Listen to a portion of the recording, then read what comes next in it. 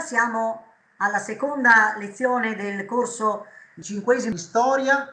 Inoltre questa lezione è anche condivisa con l'ordine dei giornalisti e ringrazio quindi il presidente dell'ordine dei giornalisti Degano e anche la responsabile della formazione, la giornalista Daniela, che è molto gentile, per tutte le collaborazioni che abbiamo avuto per condividere con i giornalisti questa attività. Questa sera parleremo di Europa. Ecco, abbiamo aperto il corso di geopolitica con Lucio Caracciolo sugli Stati Uniti, e la seconda data, diciamo, la seconda lezione è dedicata invece all'Europa e al libro del professor Maresca dell'Università di Udine, La nuova Europa unita, sovrana e competitiva. Questa sera direi che il tema è di grande attualità anche per il nostro paese, per l'Italia, perché abbiamo la partenza di un governo che presenta molto probabilmente delle connessioni con l'Europa molto forti.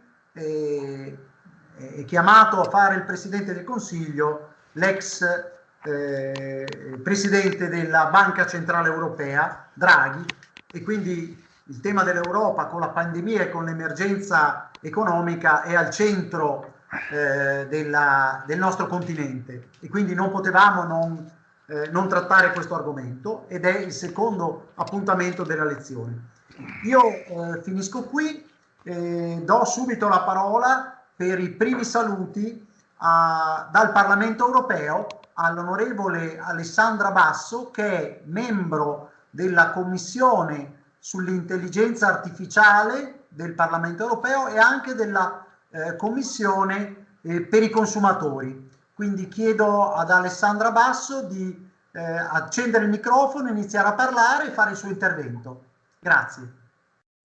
Buonasera a tutti, ringrazio intanto il caro amico Guglielmo per l'invito sempre gradito, saluto tutti i partecipanti. Come ha detto, io sono membro di due commissioni, alla commissione IMCO, mercato interno e tutela del consumatore, e questa nuova commissione per l'agenda digitale,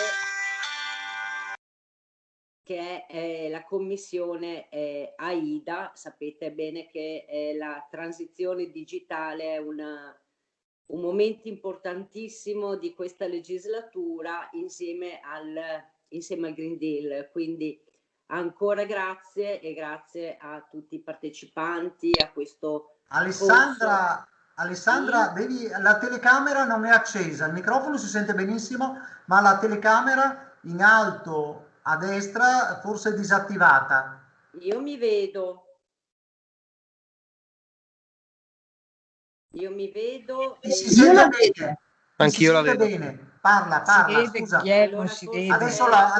Adesso vedo anch'io. sono finita in un altro riquadro probabilmente, perché io mi vedo e comunque un breve saluto a voi. Saluto la professoressa Vicenza Tasa da Valencia e il professor Maresca, che credo sia collegato dalla Svizzera.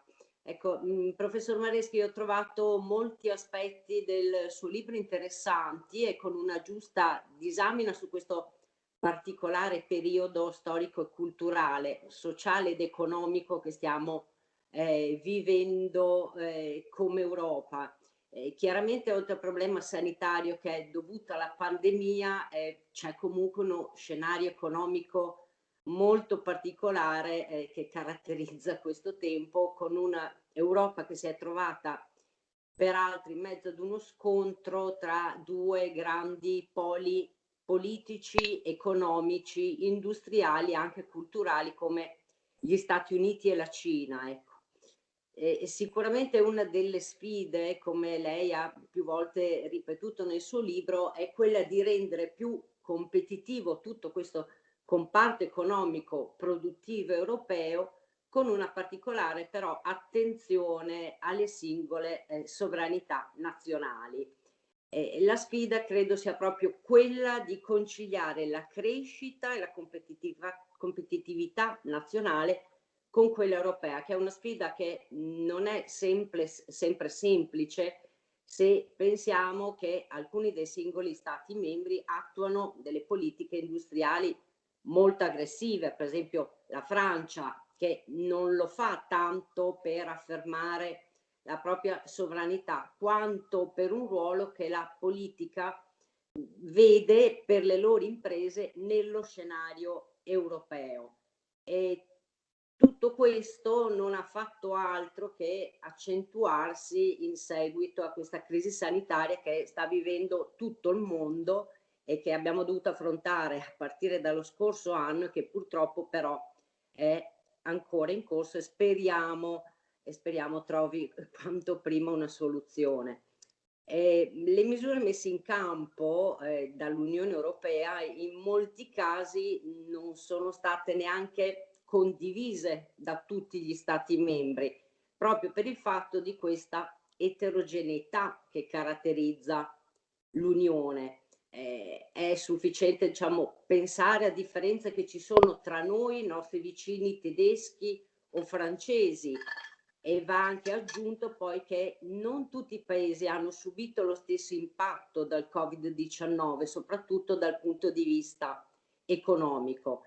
E in questi giorni, lo sapete perché è stato un grande tema, si sta parlando proprio delle misure da mettere in atto per rilanciare l'economia attraverso il recovery che è andato in voto qualche giorno fa in questa settimana di plenaria. Adesso non entro nel merito per questioni di tempo e tecniche, di queste complessità che caratterizzano questi vari strumenti che l'Unione Europea ci ha messo a disposizione, ma bisogna anche confrontarsi con le varie e differenti richieste che provengono dagli stati, dai diversi stati. Ecco, a mio avviso forse si può prospettare una incomprensione tra due blocchi che si verranno a creare: i paesi che sollecitano i trasferimenti di risorse e quelli che invece in qualche modo non si fidano in relazione, come lei appunto ha scritto, anche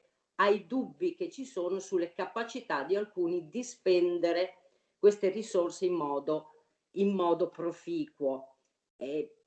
Come ho detto prima, io faccio parte di un gruppo che si chiama Identità e Democrazia e quindi già ci caratterizza in questo. I singoli stati, pur essendo membri di una stessa Unione, però lo sappiamo, sono profondamente diversi. Il nostro paese, ad esempio, basa la sua economia sulle sue eccellenze in ambito produttivo, per esempio sulle esportazioni, con un tessuto economico che è fatto di piccole e medie imprese, che noi cerchiamo di tutelare, ma che non sempre invece l'Unione Europea tutela nel modo migliore. Poi abbiamo dei casi che ciclicamente riemergono sulla tutela delle nostre eccellenze, del Made in Italy, sulla lotta alla contraffazione, l'Italian Sounding. Sono tutte cose di cui si discute molto spesso e sono esempi appunto di queste difficoltà e diversità.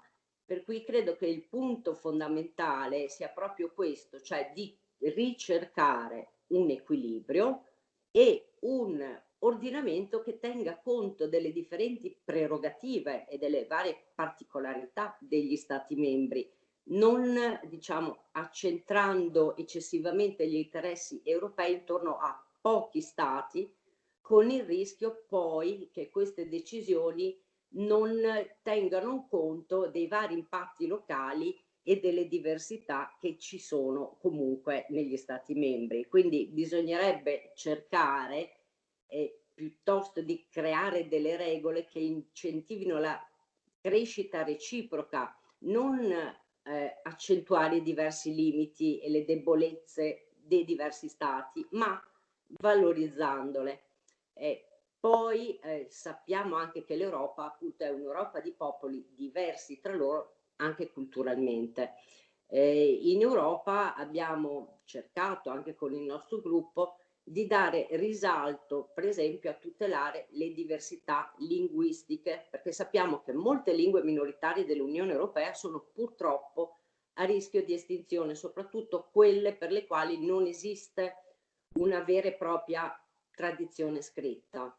Il Parlamento europeo ha approvato una relazione nel 2013 sulle lingue europee a rischio di estinzione e sulle diversità linguistiche dell'Unione Europea. Il Trattato di Lisbona comunque rafforza l'obiettivo di salvaguardia e di promozione di questo patrimonio, perché è un vero e proprio patrimonio, un patrimonio culturale e linguistico, anche perché la perdita di una lingua sarebbe proprio anche la perdita di un importante pezzo di cultura europea. E credo anche che le nuove tecnologie digitali delle quali tanto si discute, è stato appena diciamo licenziato dalla Commissione un testo sul Digital Service Act, quindi su tutto il patrimonio, diciamo, tutto quello che si dovrà fare in ambito di queste nuove tecnologie, intelligenza artificiale. Queste nuove tecnologie potrebbero essere per esempio utilissime per riuscire a tramandare queste lingue che sono a rischio di estinzione.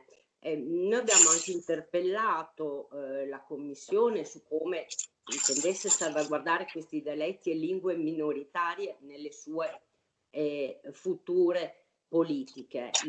La Commissione ci ha risposto di aver avviato una cooperazione con delle organizzazioni internazionali come il Consiglio d'Europa e di fare un costante riferimento alla Carta europea delle lingue regionali e minoritarie quale strumento legale internazionale deputato proprio alla tutela e alla promozione delle lingue regionali e minoritarie. Poi abbiamo anche il programma Erasmus, che ha tra i suoi obiettivi il miglioramento dell'insegnamento e dell'apprendimento di queste lingue e comunque di promozione di questa diversità linguistica dell'Unione, che ripeto è un patrimonio che va salvaguardato. Ecco, purtroppo non vi sono dei finanziamenti specifici che sono destinati a proteggere queste lingue che sono a rischio di estinzione,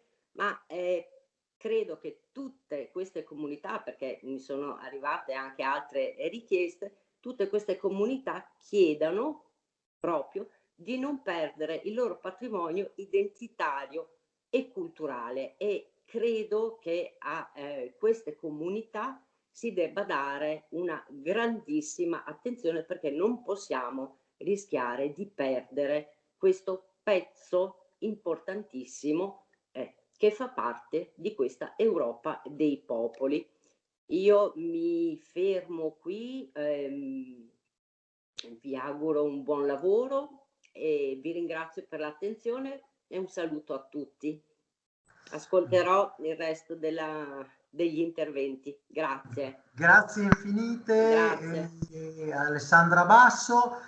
Abbiamo voluto iniziare con il Parlamento europeo e subito è stata fatta l'osservazione vicina ovviamente alla nostra regione e alla nostra area, cioè quella delle minoranze linguistiche. Poi avremo anche la professoressa Tasa che ho l'impressione si dirigerà verso questa direzione. Adesso diamo la parola al professor Alberto Felice De Toni, che viene dalla facoltà di ingegneria, che è stato rettore, che quindi sarà anche attento agli aspetti della nuova politica industriale, delle infrastrutture, dei trasporti, dell'innovazione, ed è comunque stato rettore della nostra università, del nostro Ateneo, dell'Università di Udine, ma soprattutto adesso è presidente della Fondazione CRUI, tra l'altro con proprio la CRUI, la conferenza dei rettori. Il nostro corso di geopolitica ha un momento di contatto in particolare con la rete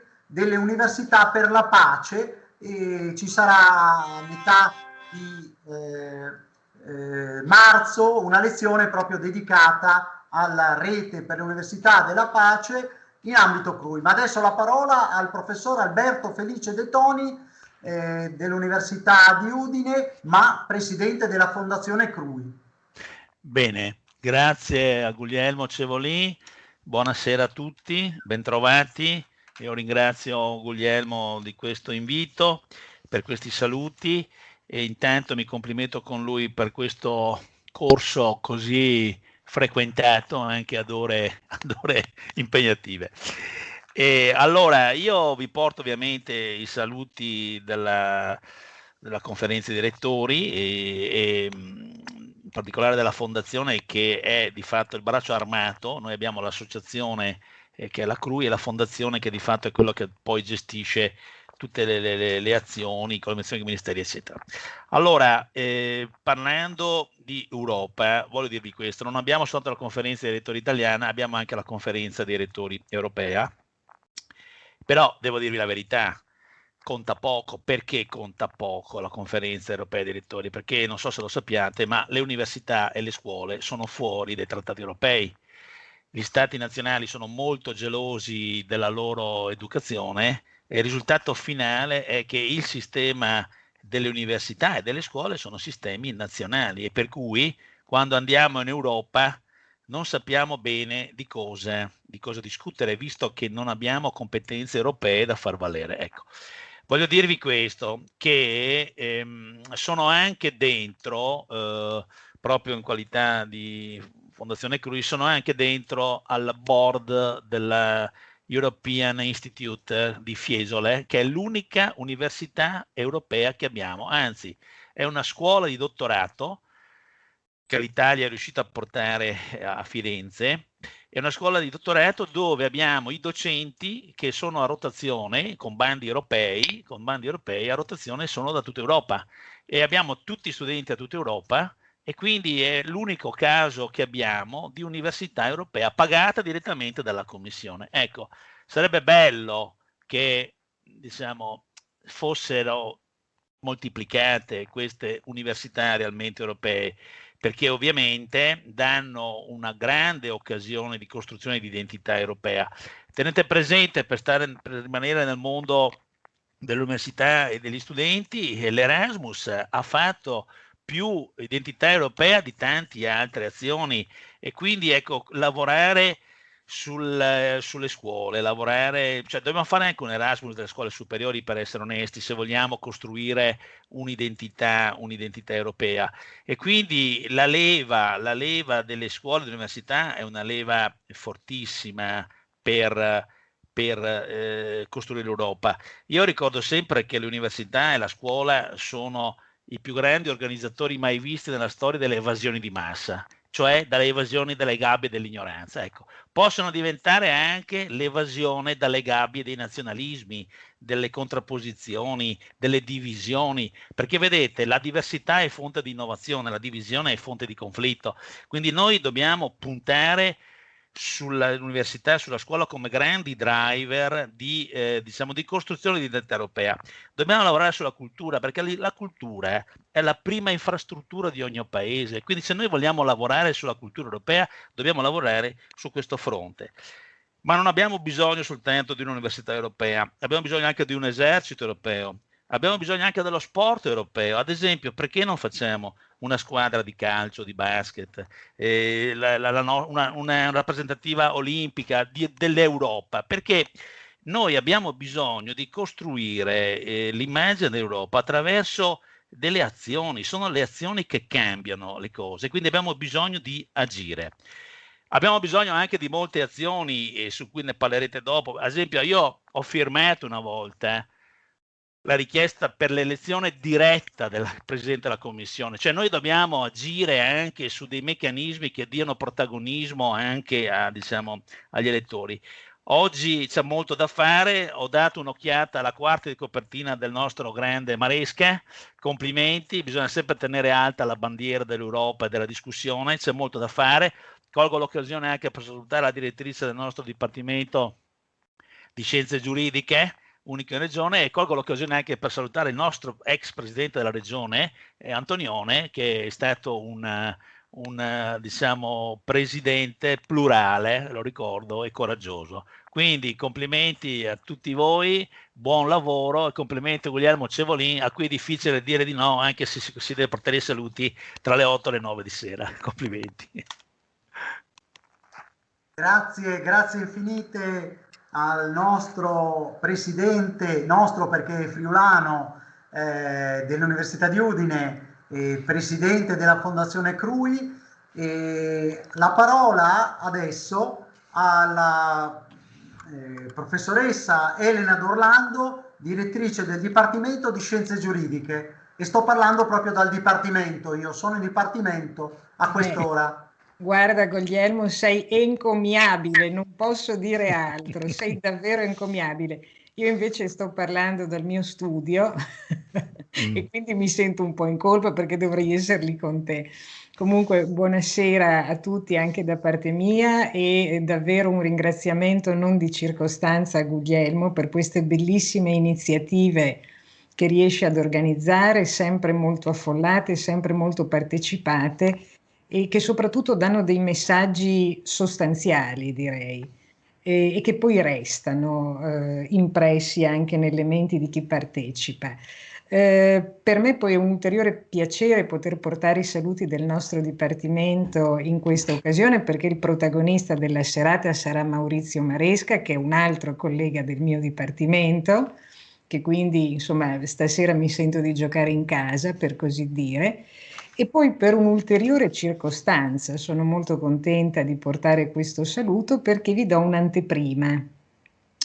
Penso di non svelare un segreto irrivelabile perché di qui a poco sarà tutto pubblico, ma probabilmente molti di voi sanno che il nostro Ateneo si sta apprestando ad approvare il piano strategico.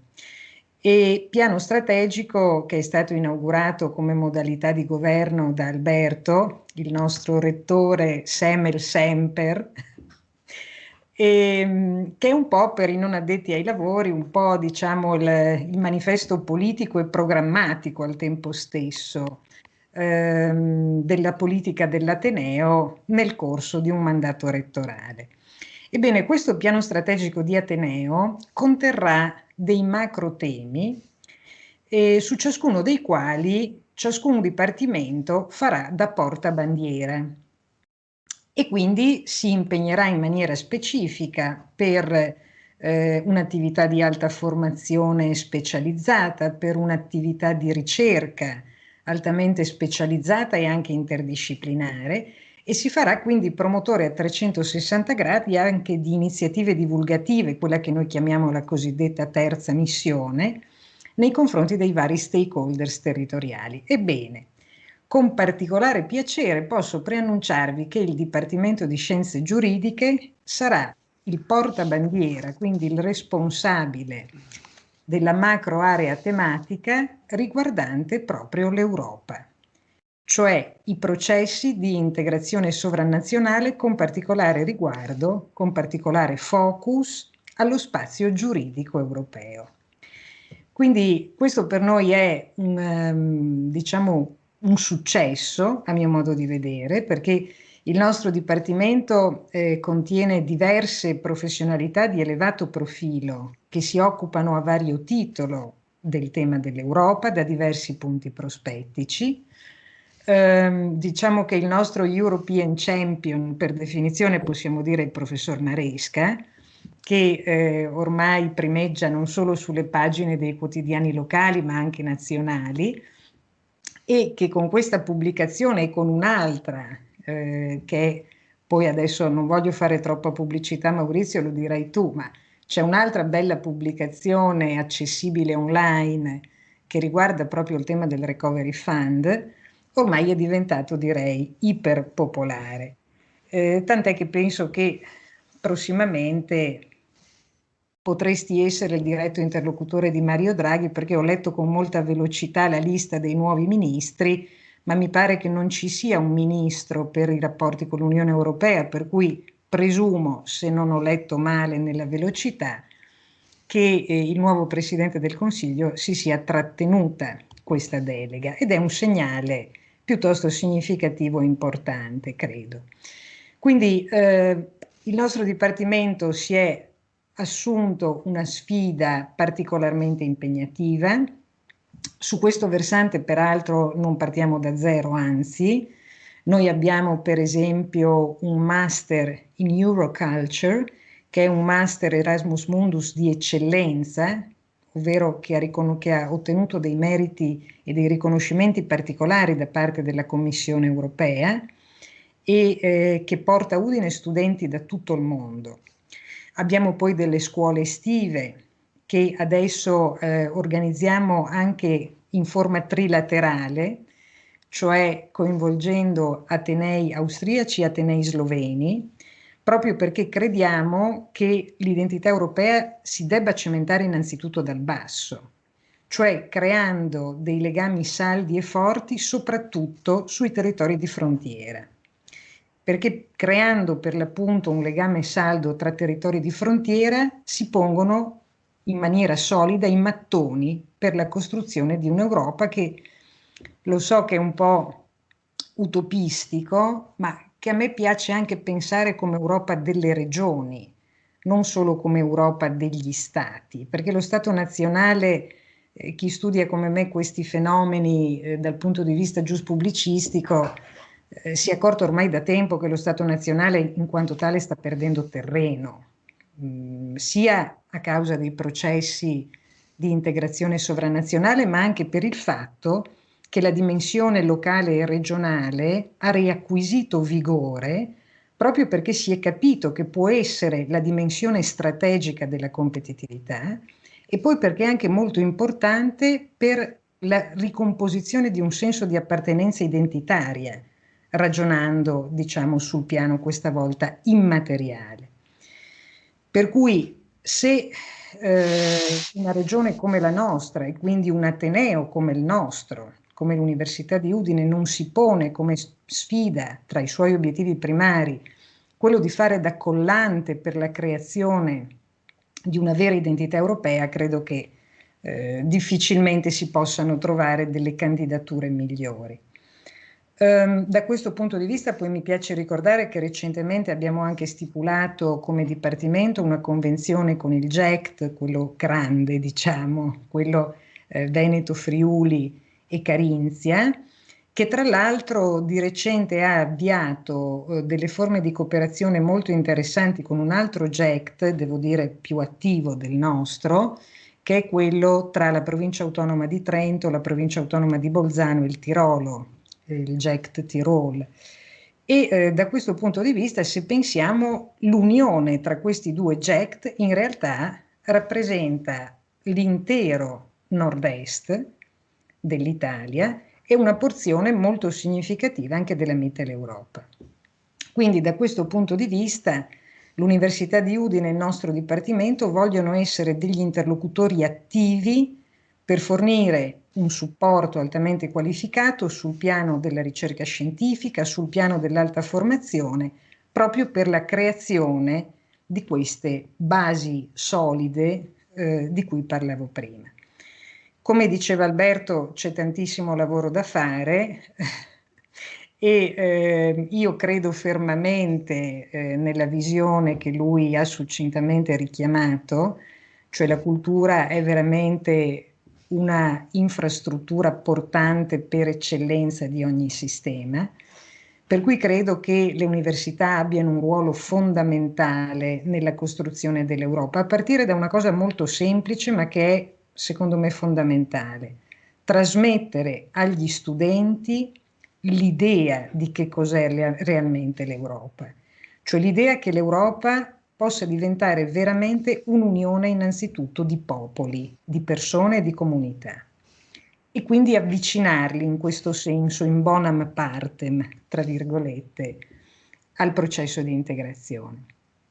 Quindi io mi scuso perché tra poco dovrò lasciarvi, perché purtroppo non sono riuscita a organizzare, diciamo, il mio ménage familiare in modo tale da poter restare con voi di più.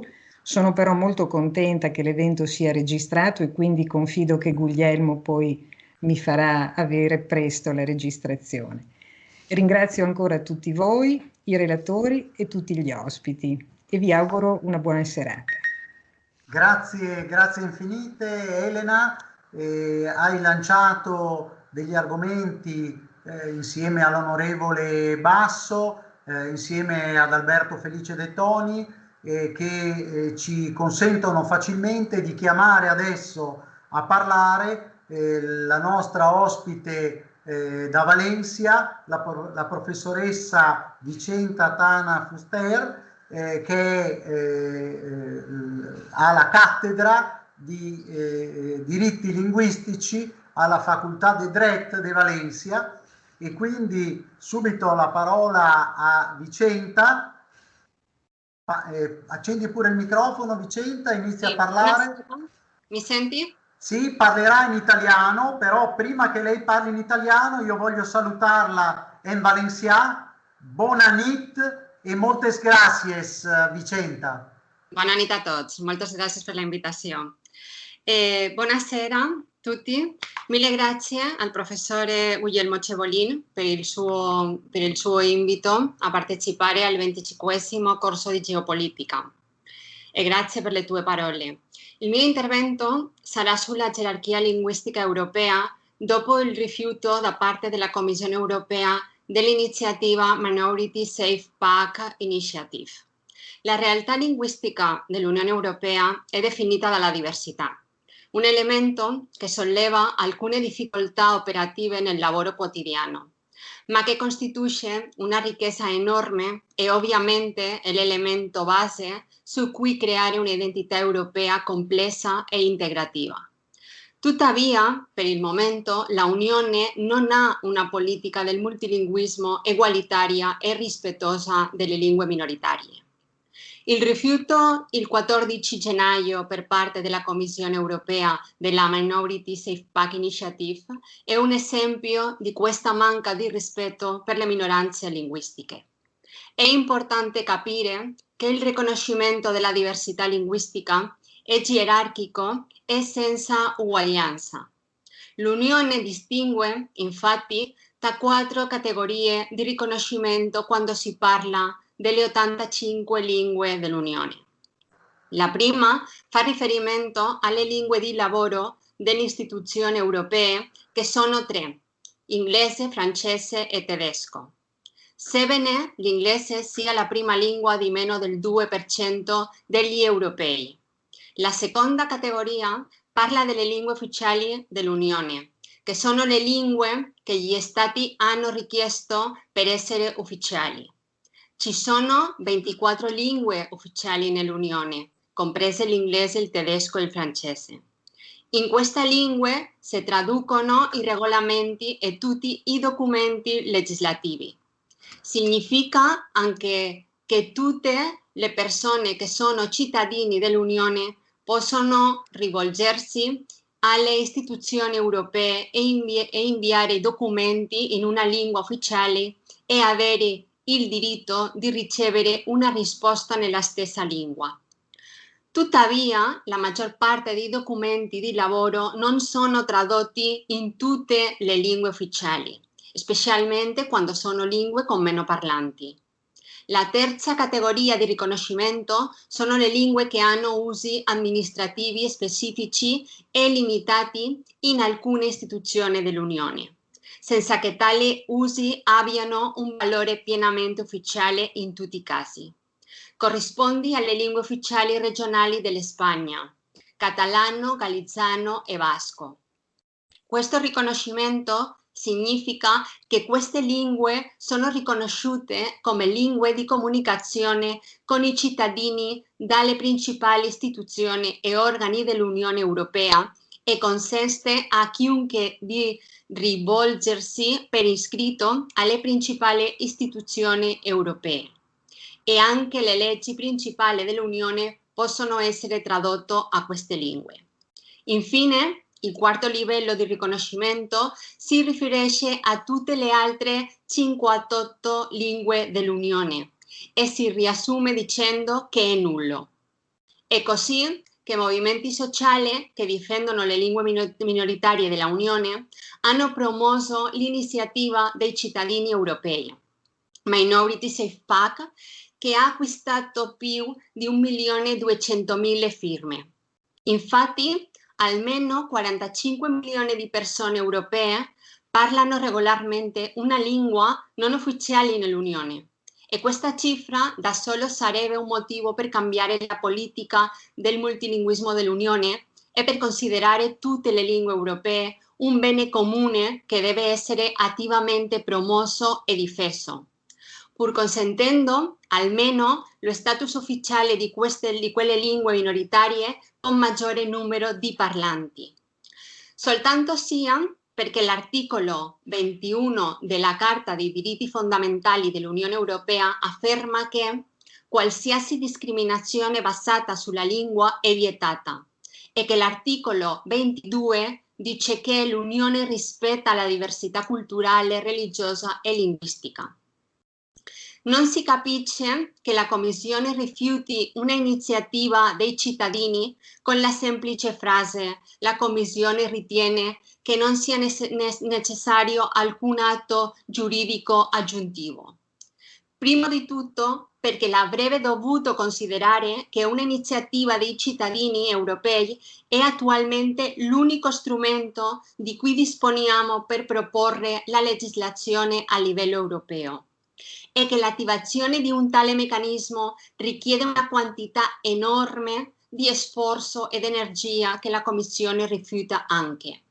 Secondo, perché la Minority Safe Pack Initiative è una iniziativa costruttiva, vuole proteggere i diritti delle minoranze in Europa. Una iniziativa con più di 8 anni di riunioni, briefing e campagne che hanno mobilitato centinaia di migliaia di persone in tutta Europa e che aveva il sostegno di una stragrande maggioranza dei membri del Parlamento europeo, più del 75% dei deputati. Terzo, perché mancanza di successo del processo è scoraggiante, specialmente quando questa è la quinta iniziativa consecutiva ed essere respinta dalla Commissione. Ciò solleva preoccupazioni sull'efficacia dell'unico strumento di democrazia partecipativa diretta di cui disponiamo noi europei e allontana le istituzioni dai cittadini che rappresentano. E quarto e ultimo, perché come diceva Machiavelli nel discorso, le repubbliche, le democrazie si fanno forte attraverso una buona gestione dei conflitti che consenta di integrare le parti senza escludere nessuno. E con il rifiuto all'iniziativa, l'Unione Europea non riesce a servire e proteggere più di 50 milioni di europei appartenenti a minoranze culturali, nazionali e linguistiche in Europa. E così si fa una unione più debole. I diritti delle minoranze sono diritti umani e scegliendo di abbandonarli, la Commissione europea si allontana dai valori della diversità che sono così tanto al centro del progetto europeo. Ma secondo me, difendere i diritti delle minoranze è difendere un progetto europeo che per tutti noi continua a essere vitale nel presente pandemico che viviamo e nel nostro futuro uniti. Tanti grazie a tutti.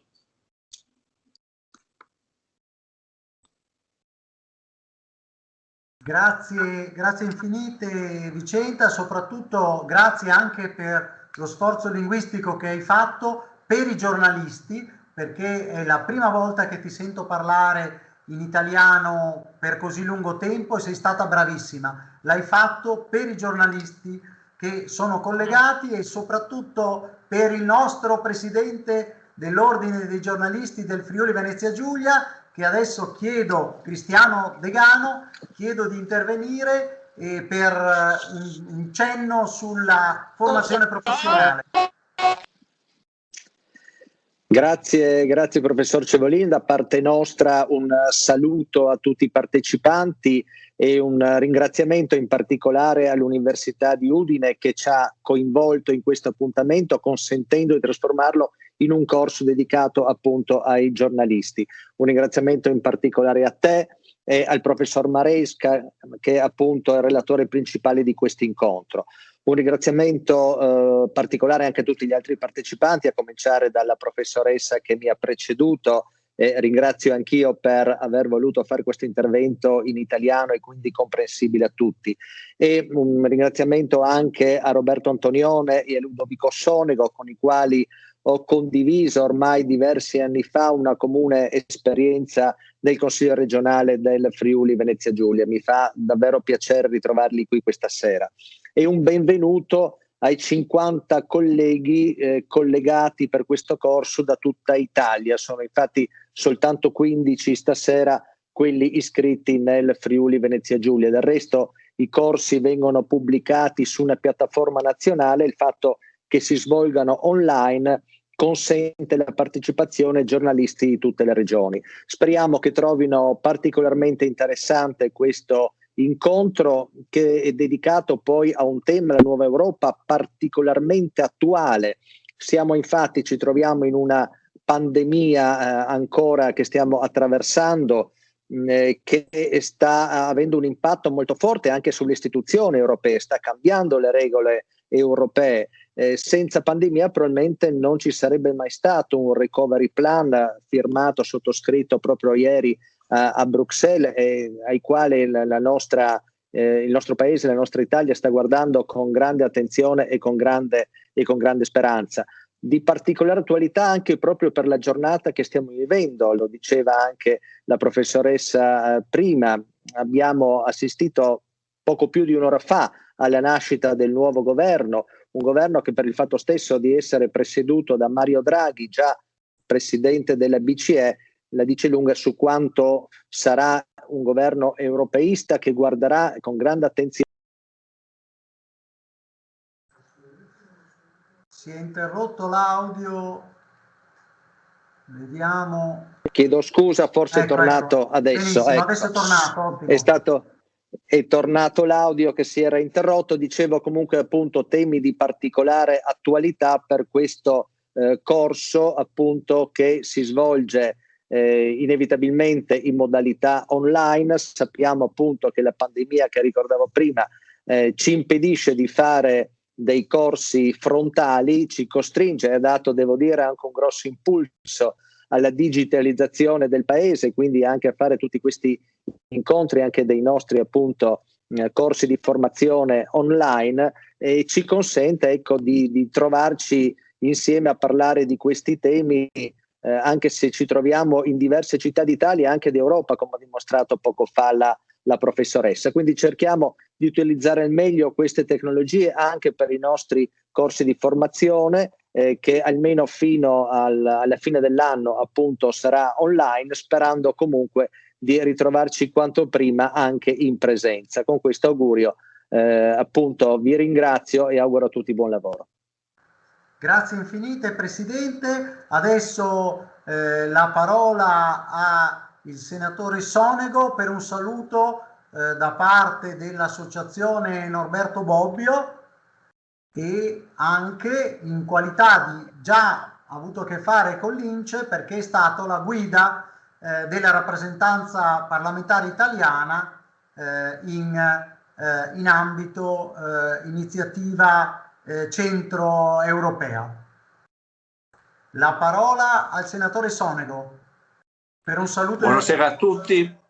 Buonasera a tutti, un saluto al professor Cevolin, un saluto a tutti gli amici, sono davvero tanti che sono qui presenti questa sera, non li nomino uno per uno perché sarebbero troppi. Un abbraccio a tutti. Una congratulazione grande per lo sforzo, per l'attività vulcanica del professor Cevolin, che ci propone sempre eventi importanti. Un saluto personale anche da parte dell'associazione Norberto Bobbio, che collabora così spesso proprio con il professor Cevolin. Non aggiungo altro perché siamo tutti ansiosi di sentire l'intervento del professor Maresca e poi di entrare appunto in medias res.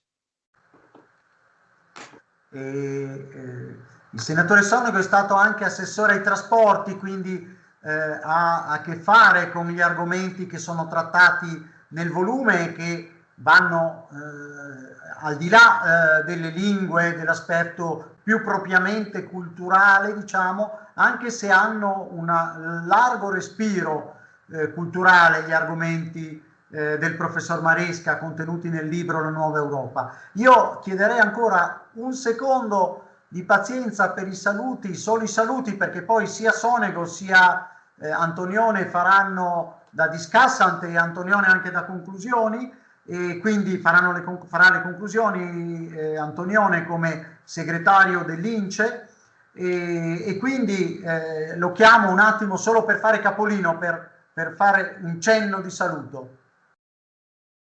Eccomi qua, mi sentite?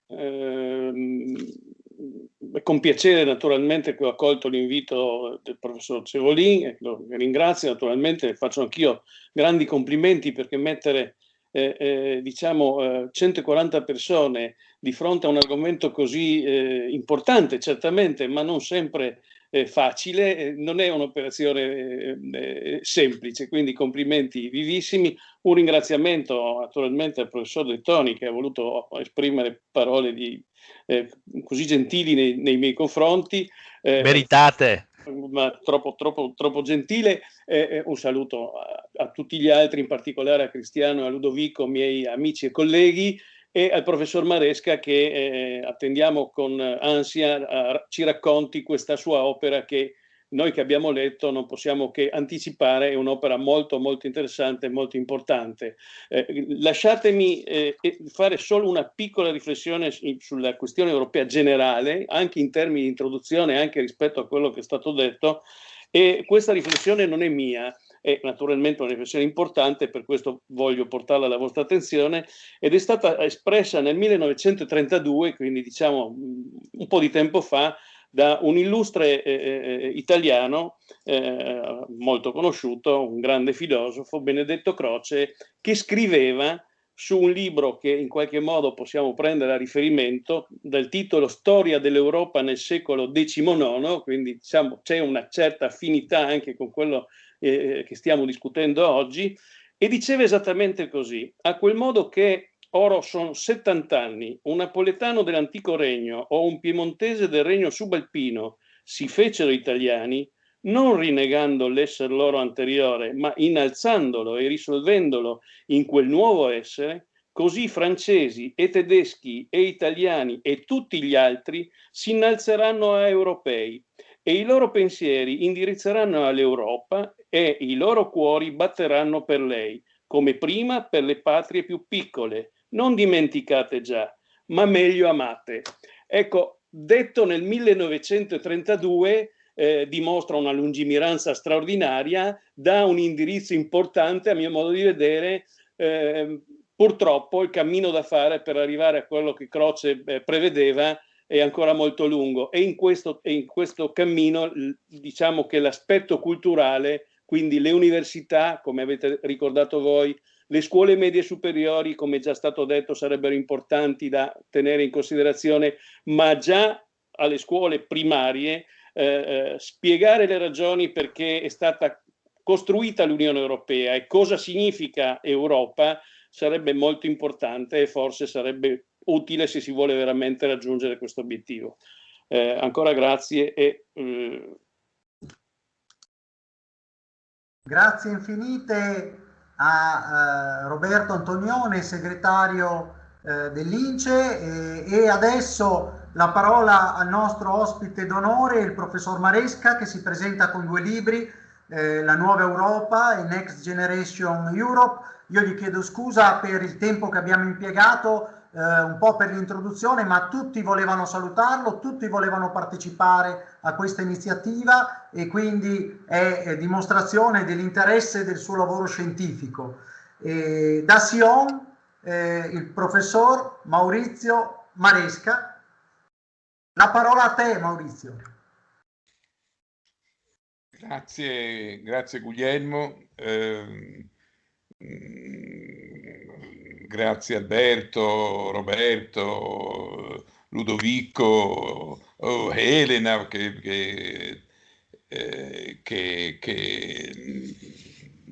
con cui ho un'amicizia ormai risalente da tanto tempo.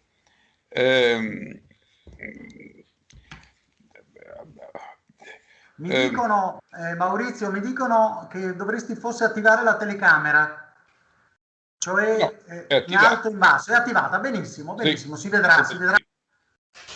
Allora, come oriento questa mia breve, sarò breve presentazione? È indubbio che negli ultimi 3 anni moltissime cose sono avvenute. Quando io scrivevo il mio libro, quello di cui stiamo parlando adesso, non quello che è uscito oggi, questo sulla nuova Europa, quello è successo, ho concluso, diciamo, è andato in bozze praticamente nel periodo della pandemia, quindi tra febbraio e aprile del 2020, ed era il momento in cui l'Europa cambiava di nuovo. Qual è il punto che mi sembra che si sia andato consolidando negli anni tra il 2015, 16, 17, 18 e 19? Ricorderete che in quel periodo era molto molto evidente la prospettiva di un'Europa così che allora si chiamava a 2 velocità. Una parte di Europa, i paesi del sud, molto lenti, con una crescita o inesistente o comunque molto piccola rispetto ai paesi del nord, tendenzialmente incapaci di fare le riforme che erano necessarie per condividere l'economia europea.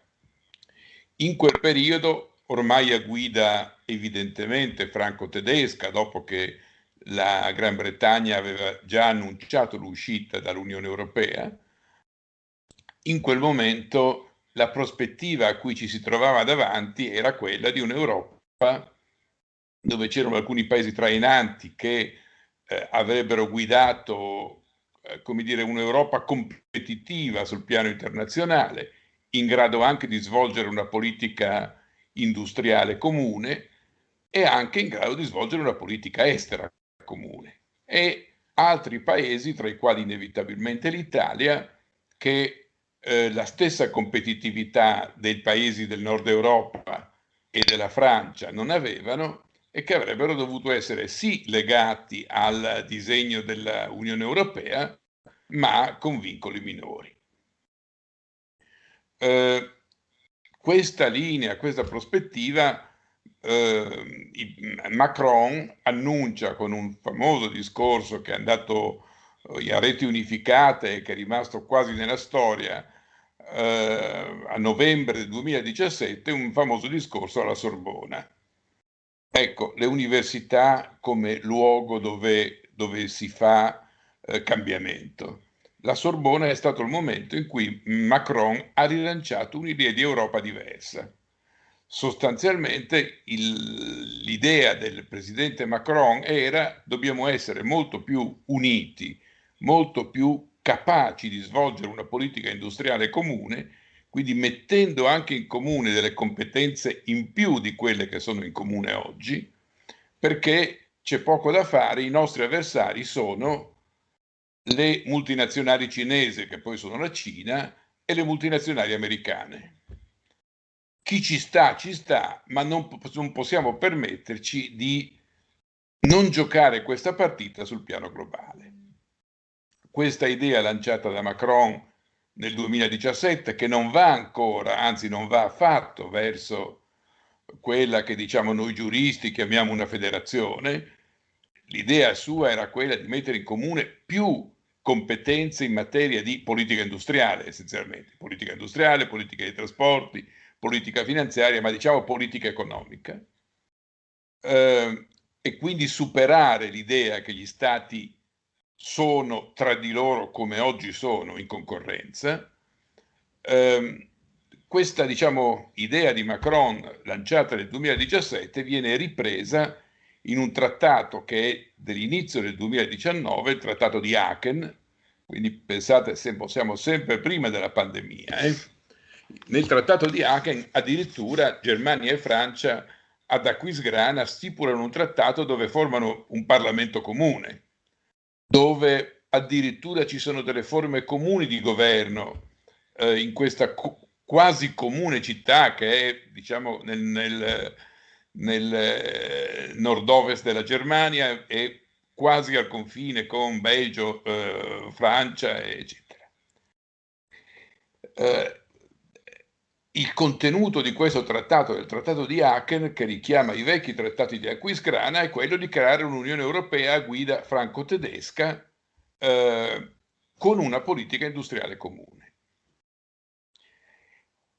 Sempre più forte era la percezione un po' degli addetti ai lavori in quel periodo che si stesse andando verso un'Europa plurivelocità, dove l'est europeo da un lato, il sud dell'Europa dall'altro, sarebbero stati, come dire, un po' lasciati al loro destino, con tutti i problemi che avevano allora e che certamente hanno ancora adesso, di crescita e di far tornare i loro conti correnti.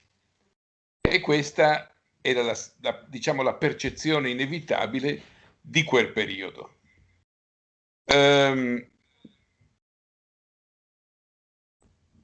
Gli studiosi cominciavano anche a guardare quali fossero le prospettive e quali fossero le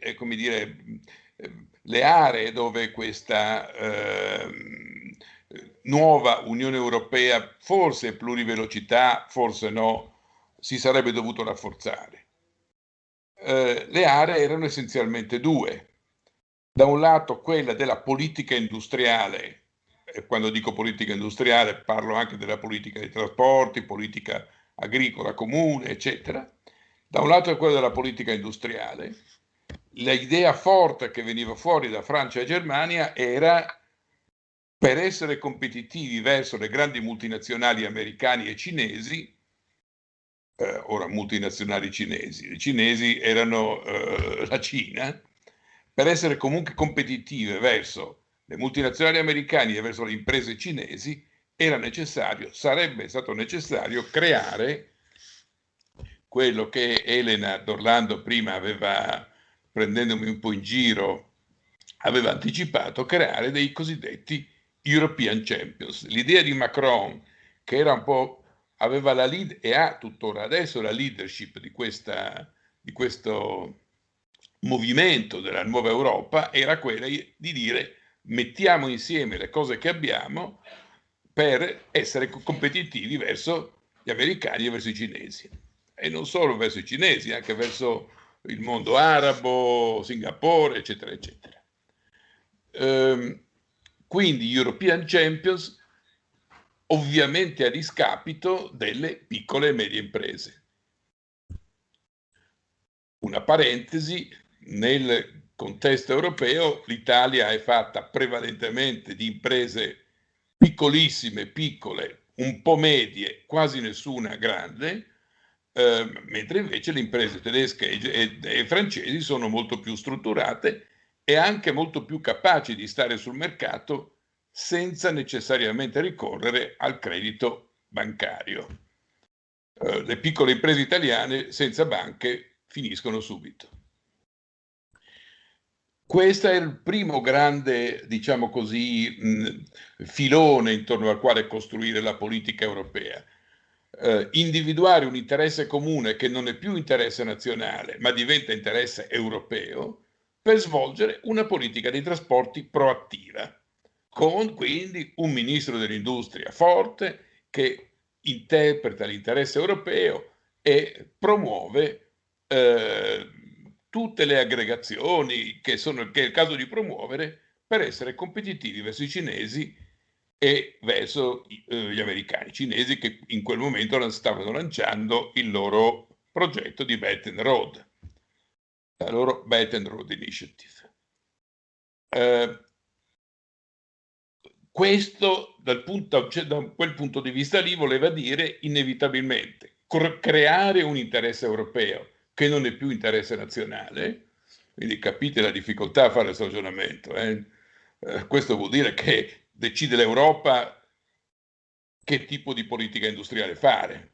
Cioè decide l'Europa, ad esempio, se l'Italia salva l'Ilva o non salva l'Ilva. Ecco, faccio degli esempi molto concreti.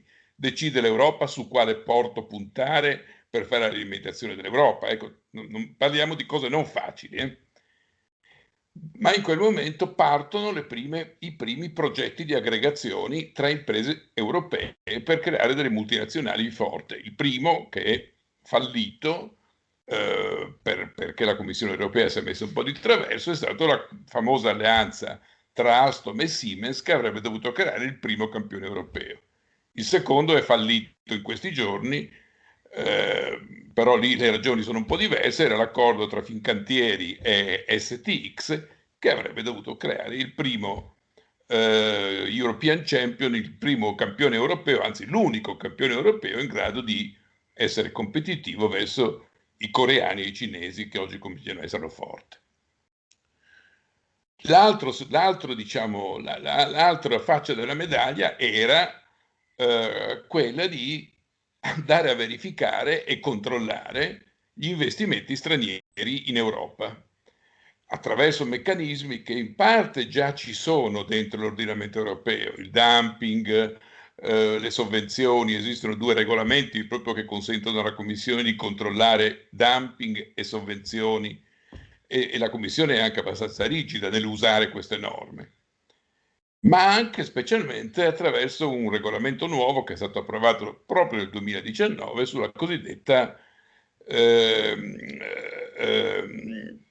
cosiddetto Golden Power, lo strumento che l'Unione Europea, la Commissione Europea si è dato per controllare se gli investimenti di imprese cinesi, dico cinesi perché prevalentemente sono cinesi, non è solo cinesi, ma prevalentemente è così, sono coerenti con gli interessi europei, se sono di mercato oppure no. Partendo dal presupposto che la Cina ovviamente ha un'economia diversa, dove la concorrenza non è ovviamente così importante come lo è per noi, dove le stesse regole sul lavoro sono diverse, eccetera, eccetera. Questa cosa qua impatta, lo ricorderete tutti, nel 2019 con l'atteggiamento che ebbe l'Italia rispetto a questo tema. C'è stato un momento in cui sembrava che l'Italia stesse vendendosi il porto di Genova e il porto di Trieste alla Cina. Cioè una settimana sì, una settimana no, c'erano conferenze, incontri, eccetera, tutti per celebrare i famosi Memorandum of Understanding, quello nazionale generale e i 2 fatti con il porto di Trieste e il porto di Genova, sulla base dei quali la politica di allora configurava sostanzialmente una, non dico cessione dei porti, ma una apertura totale alle imprese cinesi. Talmente totale che addirittura in quel periodo lì si studiavano meccanismi di conferimenti di incarichi di progettazione e realizzazione di opere senza gare a queste imprese straniere, imprese cinesi che si candidavano a svolgere questo ruolo. E lì è stato molto interessante, per chi si ricorda quel periodo, la reazione che ebbe l'Unione Europea. La Commissione Europea non aveva poteri per intervenire direttamente e bloccare queste 2 operazioni, ma ci fu una conferenza stampa congiunta di Macron e della Merkel da Nizza, e poi subito dopo l'incontro di Macron e della Merkel con Xi Jinping a Bruxelles, appena pochi giorni dopo la visita di Xi Jinping in Italia, dove chiaramente il vertice europeo, che è sempre Merkel-Macron per essere chiaro, presero una posizione, e tuttora questa è la posizione, di molta cautela verso gli investimenti cinesi nell'Unione Europea. Siano essi in Italia, siano essi in Slovenia. In Slovenia recentemente c'è stato un evento in relazione alla costruzione della Koper di Vaccia, c'è stata una posizione del governo proprio su questo argomento, idem in Grecia, eccetera. Cioè sostanzialmente l'interesse europeo avrebbe dovuto anche governare e selezionare gli interessi stranieri.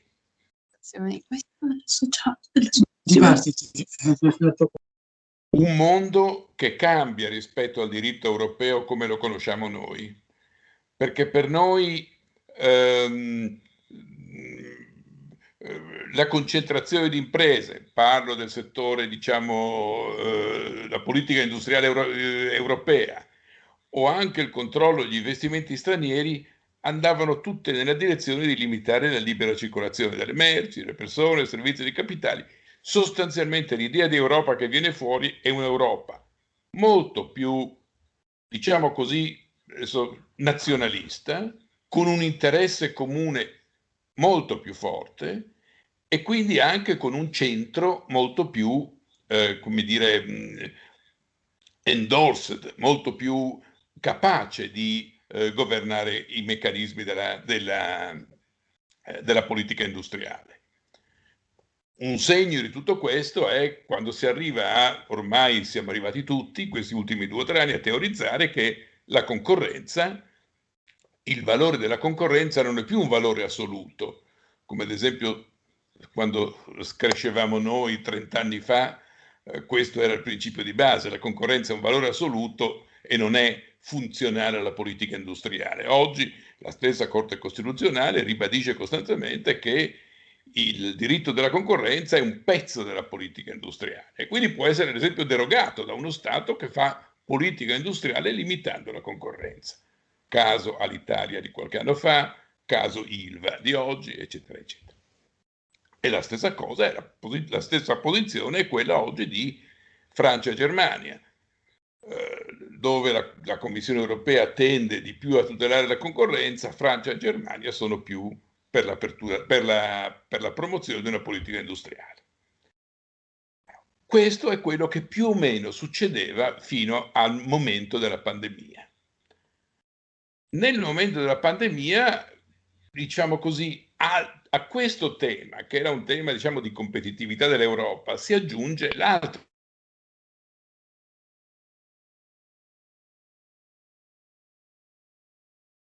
Non si sente. Eccomi qua. Sì, continua Maurizio. Si aggiunge l'altro tema che è quello del Covid. Devo dire che in quell'occasione il governo italiano si è comportato molto bene nella trattativa a Bruxelles, portando a casa un risultato molto positivo. Però attenzione, non ha l'Italia in quel periodo svolto un ruolo propulsivo quanto a, come dire, la nuova Europa. Noi non siamo dentro al gruppo dei paesi che guidano la nuova Europa. Noi abbiamo portato a casa un risultato molto positivo con il recovery plan, ma non abbiamo nessuna voce in capitolo su che tipo di Europa sta andando avanti. Il tema dell'Europa, della nuova Europa che oggi si sta, come dire, prefigurando è posto da Francia e Germania, punto. Con il Next Generation EU e con il Recovery Plan del 2020,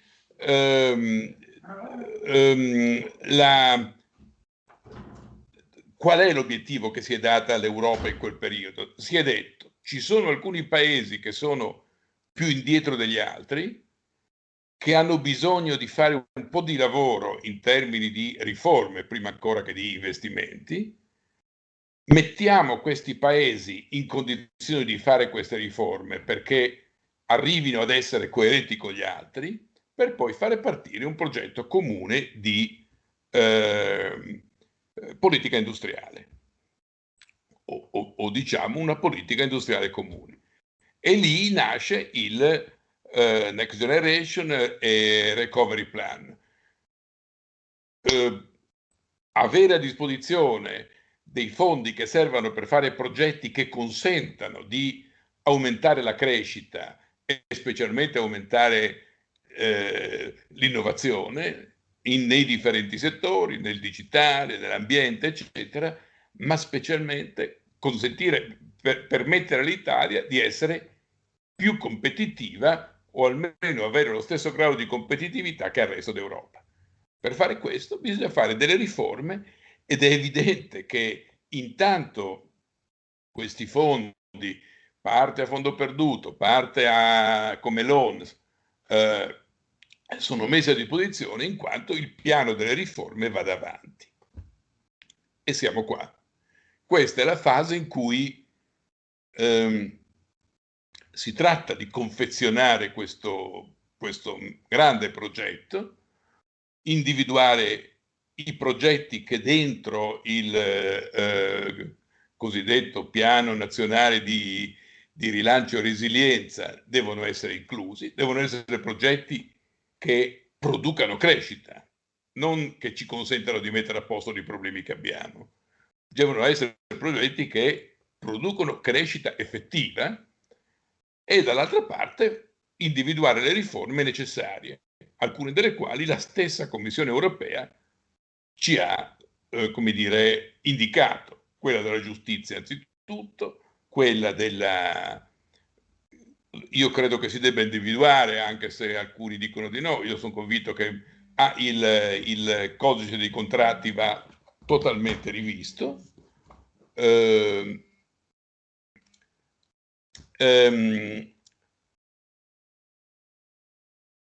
E poi finalmente attuare alcune politiche, diciamo, italiane che oggi ignorano totalmente le politiche europee. E ora siamo qua, siamo a provare a vedere se un paese che riforme così importanti non è riuscito a fare nei decenni passati, se riusciamo a farli adesso. La nostra sfida è quella di provare a mettere circa 300 miliardi, 209 più tutti gli altri che sono, diciamo, che derivano da altri fondi, ma diciamo circa 300 miliardi, di mettere queste risorse su progetti che rendano e non su progetti che non rendano. Il governo che oggi e che domani giura alle 12 e che oggi è stato, come dire, costituito, è fatto proprio per questa ragione. Io ho scritto parecchio su questo argomento, oggi è uscito con alcuni miei colleghi di Roma un nostro volume su questo. Io credo che il piano che è stato presentato nel mese scorso dall'Italia sia un piano molto inadeguato e credo che questo governo debba fare molto per lavorarci sopra, perché da questo piano qua il rischio vero, sapete qual è? Il rischio vero è che noi prendiamo 230-240 miliardi di debiti in più che aggiungiamo ai 7.000 circa, perché così oggi più o meno è stimato il debito italiano, e noi invece di fare un lavoro per le nuove generazioni mettiamo 230 miliardi a carico delle nuove generazioni. O i soldi che prendiamo o le risorse che prendiamo servono per crescere e quindi per produrre,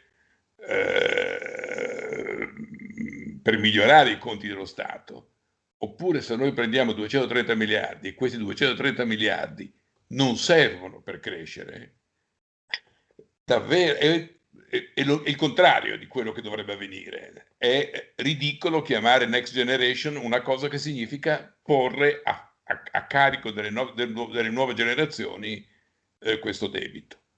E questa è la fase, a mio avviso, delicatissima che oggi dobbiamo affrontare.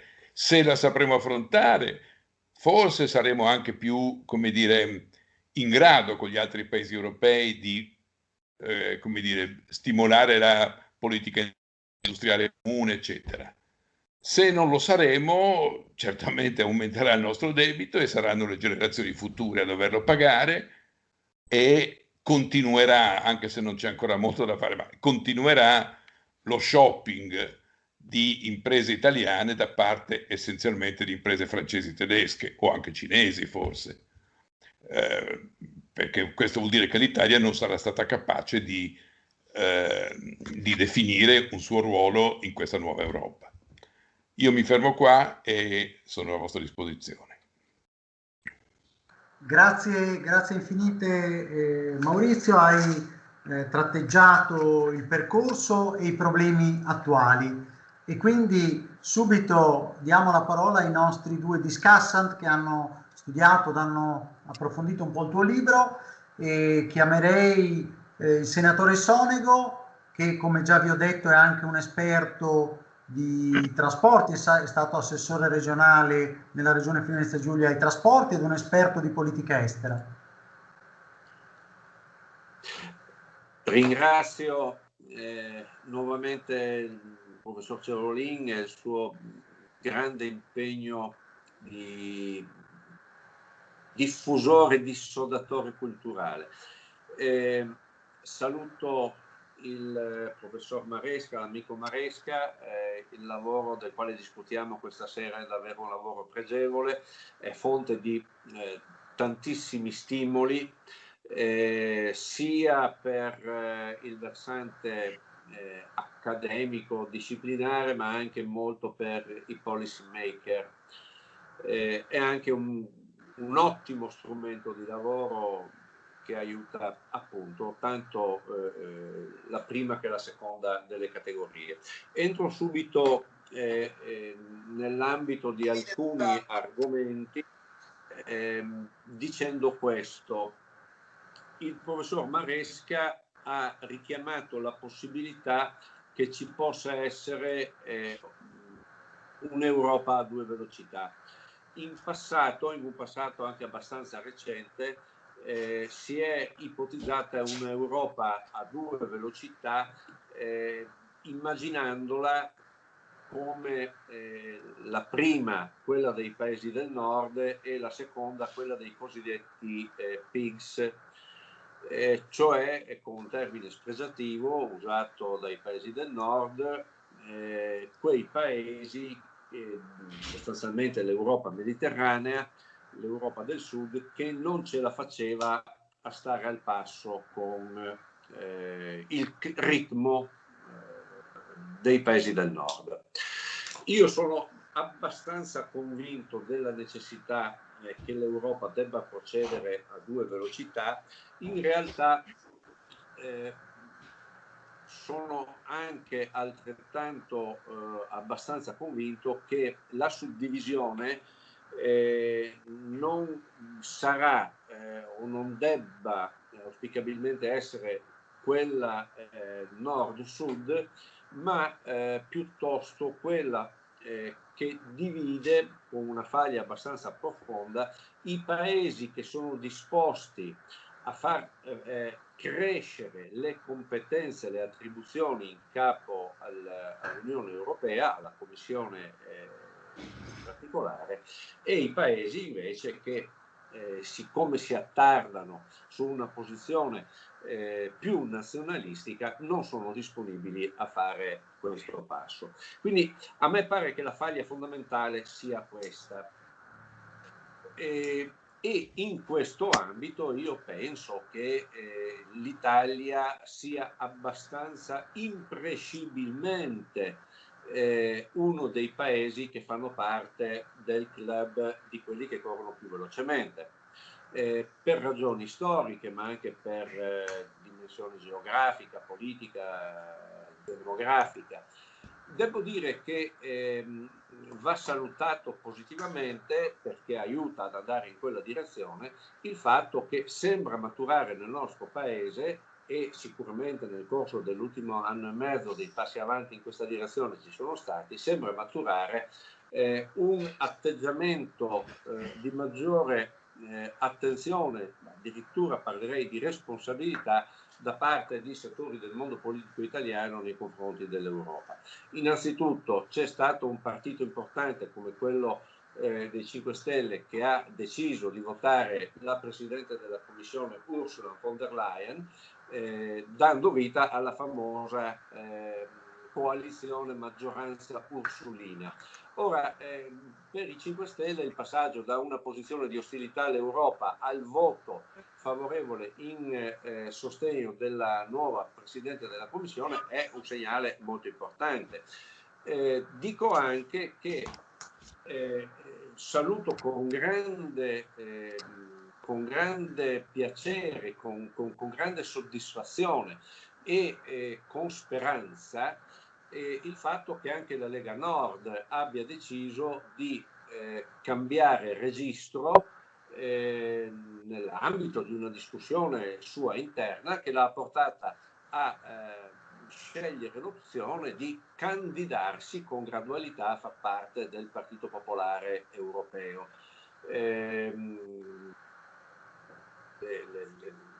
Le attività molto pubbliche, molto note in questo senso lo testimoniano, e io credo che quei passi della Lega Nord in favore dell'Europa debbano essere salutati come un passo avanti per l'intero Paese.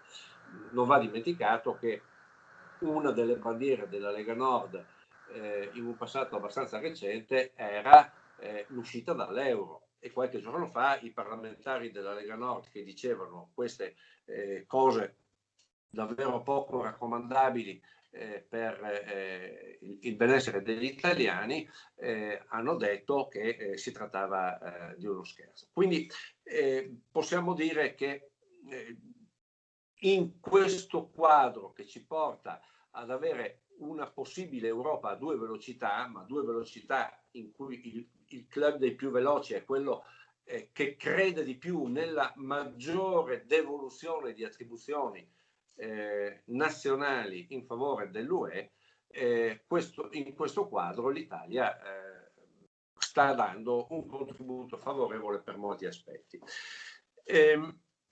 Direi che se andiamo in quella direzione, quella di un'Europa a 2 velocità, in cui chi è disponibile a fare dei passi di ulteriore europeizzazione delle politiche, noi siamo più in grado, o saremmo più in grado, di affrontare esattamente le questioni di cui ci parla il libro del professor Maresca: la costruzione dei campioni nazionali, la costruzione di una politica estera comune, la costruzione di una politica comune della difesa, tutte cose assolutamente cruciali. Anche per questi aspetti, penso per esempio alla questione della politica estera e alla questione della difesa, il ruolo dell'Italia è abbastanza imprescindibile. Non dirò perché, per brevità, ma insomma il ruolo dell'Italia in questo ambito non è paragonabile a quello della Slovenia, a quello del Lussemburgo, a quello dell'Ungheria, della Cechia o anche della stessa Polonia, che pure è un paese con 40 milioni di abitanti. Quindi fra i paesi dei quali non si può fare a meno per costruire quel tipo di Europa, l'Italia c'è sicuramente. Faccio una piccola annotazione: noi siamo abituati a dire che in Italia le riforme, i cambiamenti si fanno soltanto quando si è costretti, quando si è presi per la gola. Cosa assolutamente vera purtroppo, noi facciamo le cose soltanto quando c'è un vincolo esterno che ce lo impone. Bisogna osservare che in realtà accade la stessa cosa anche per l'Europa.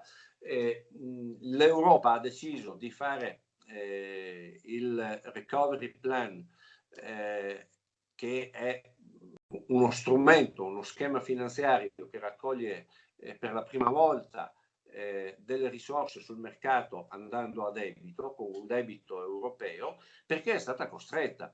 1 anno e mezzo fa questa cosa sarebbe sembrata una bestemmia, ma siccome l'Europa è stata costretta, su quella strada adesso ha deciso di camminare. Chiudo questa riflessione, che è già stata troppo lunga, riconnettendomi ancora una volta alle argomentazioni del volume del professor Maresca, cioè la questione della costruzione dei campioni europei, mettendo da parte la politica alla quale è tuttora affezionata, sbagliando, la commissaria europea Margrethe Vestager, la quale, diciamo così, è ancora molto legata all'idea dell'ordoliberismo, di cui parlo fra un attimo. Posizione molto sbagliata. Siemens Alstom era una grandissima opportunità, lei la fece fallire. Gravissimo errore. Poi abbiamo scoperto che le industrie cinesi e giapponesi vengono a comprarsi i pezzi migliori dell'industria ferroviaria italiana e europea. Anche qui è cambiato molto. La Brexit ha aiutato in questo senso. L'Europa ha avuto, la Commissione, i trattati europei hanno avuto una impostazione molto liberista, in cui la concorrenza era una specie di divinità intoccabile. Non che dobbiamo rinunciare alla concorrenza e non che dobbiamo rinunciare al mercato, ma dobbiamo mantenere un'economia di mercato, avendo la consapevolezza che nel mercato mondiale l'Europa sopravvive se costruisce anche a tavolino alcuni campioni. Ecco, noi abbiamo avuto questa fisionomia dell'Europa, direi ordoliberista, perché c'era la presenza della Gran Bretagna. La Gran Bretagna era un paese, ed è tuttora un paese, con un apparato industriale molto modesto, un paese nel quale si compra tutto. L'unica grande industria della Gran Bretagna sono i servizi finanziari, e la Gran Bretagna in epoca thatcheriana è riuscita ad imporre questa impostazione molto, molto liberista. C'è molto della cultura e dell'ideologia thatcheriana nei trattati comunitari, che ci hanno portato a questa idea della concorrenza. Un ultimo passaggio proprio per chiudere: rapporto con gli Stati Uniti. C'è stato un tentativo. Allora, noi abbiamo appena visto concludersi l'era di Trump in maniera drammatica, come abbiamo potuto constatare. È stata una fase di grande solipsismo, di ripresa dell'isolazionismo nordamericano. Penso che noi dobbiamo rilanciare il ruolo delle politiche atlantiche, non soltanto dal punto di vista politico-militare, cioè la NATO, ma anche dal punto di vista economico. C'è stato il fallimento del trattato TTIP, c'erano ragioni oggettive perché non venisse accettato in Europa. Penso soltanto al tema della giurisdizione per la soluzione delle dispute di carattere internazionale, ma credo che, la sintetizzo in una parola, seppure a maglie larghe, sia opportuno lavorare all'allestimento di una specie di NATO dell'economia. Uso questa espressione, cioè ad un sistema di relazioni economiche privilegiate, che vanno costruite con molta attenzione e con accortezza, che consentano al sistema delle democrazie liberali, anche per tutelare l'istituto delle democrazie liberali, che consentano a quel sistema di reggere meglio lo scontro tutt'altro che amichevole con la Repubblica Popolare Cinese, col Partito Comunista Cinese, detta in altri termini.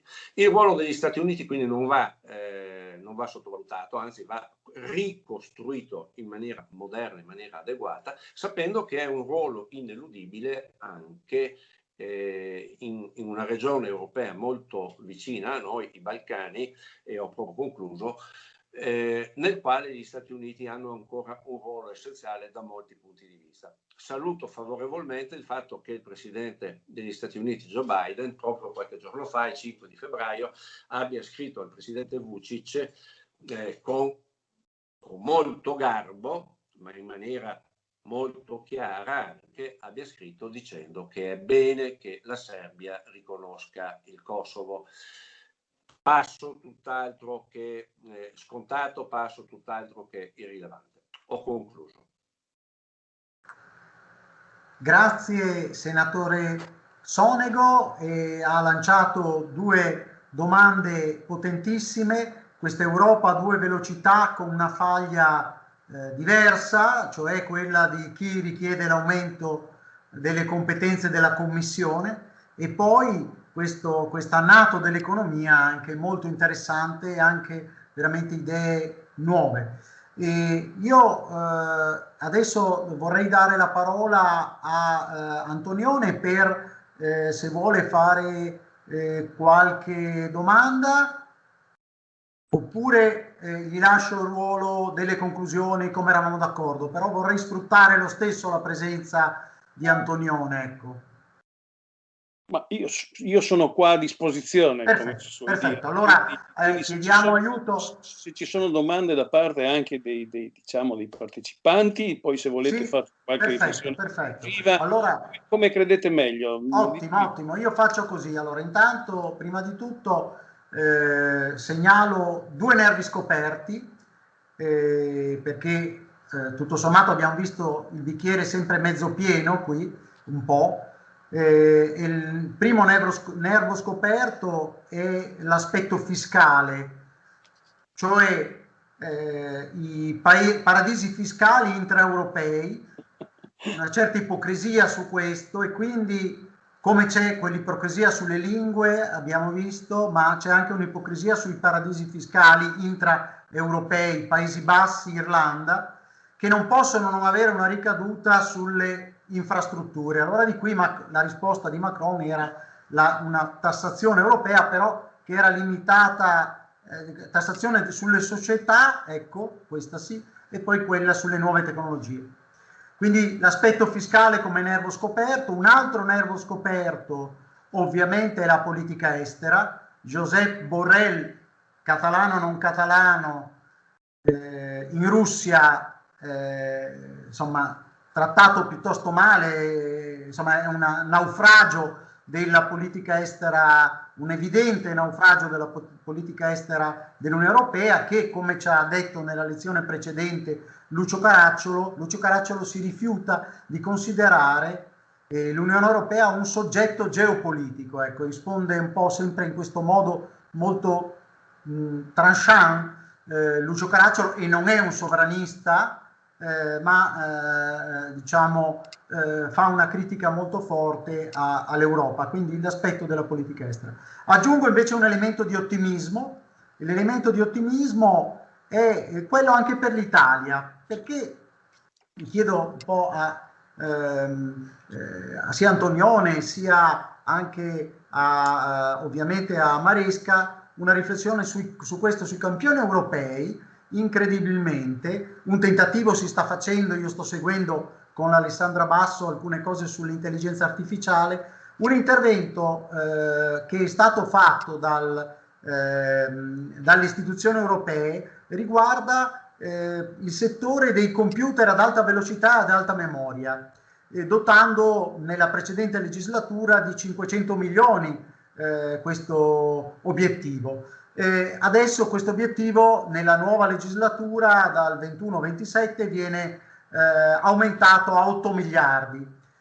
Però in questo primo giro l'Italia, in questi 500 milioni messi a disposizione, l'Italia è arrivata prima con il Cineca, con computer Leonardo, e quindi diciamo incredibilmente anche il nostro paese, che pur ha delle piccole e medie industrie, unito pubblico-privato, è una relazione pubblico-privato, attraverso con l'intervento del Cineca a Bologna si è vinto il bando per il primo computer finanziato europeo a grande calcolo e a grande memoria.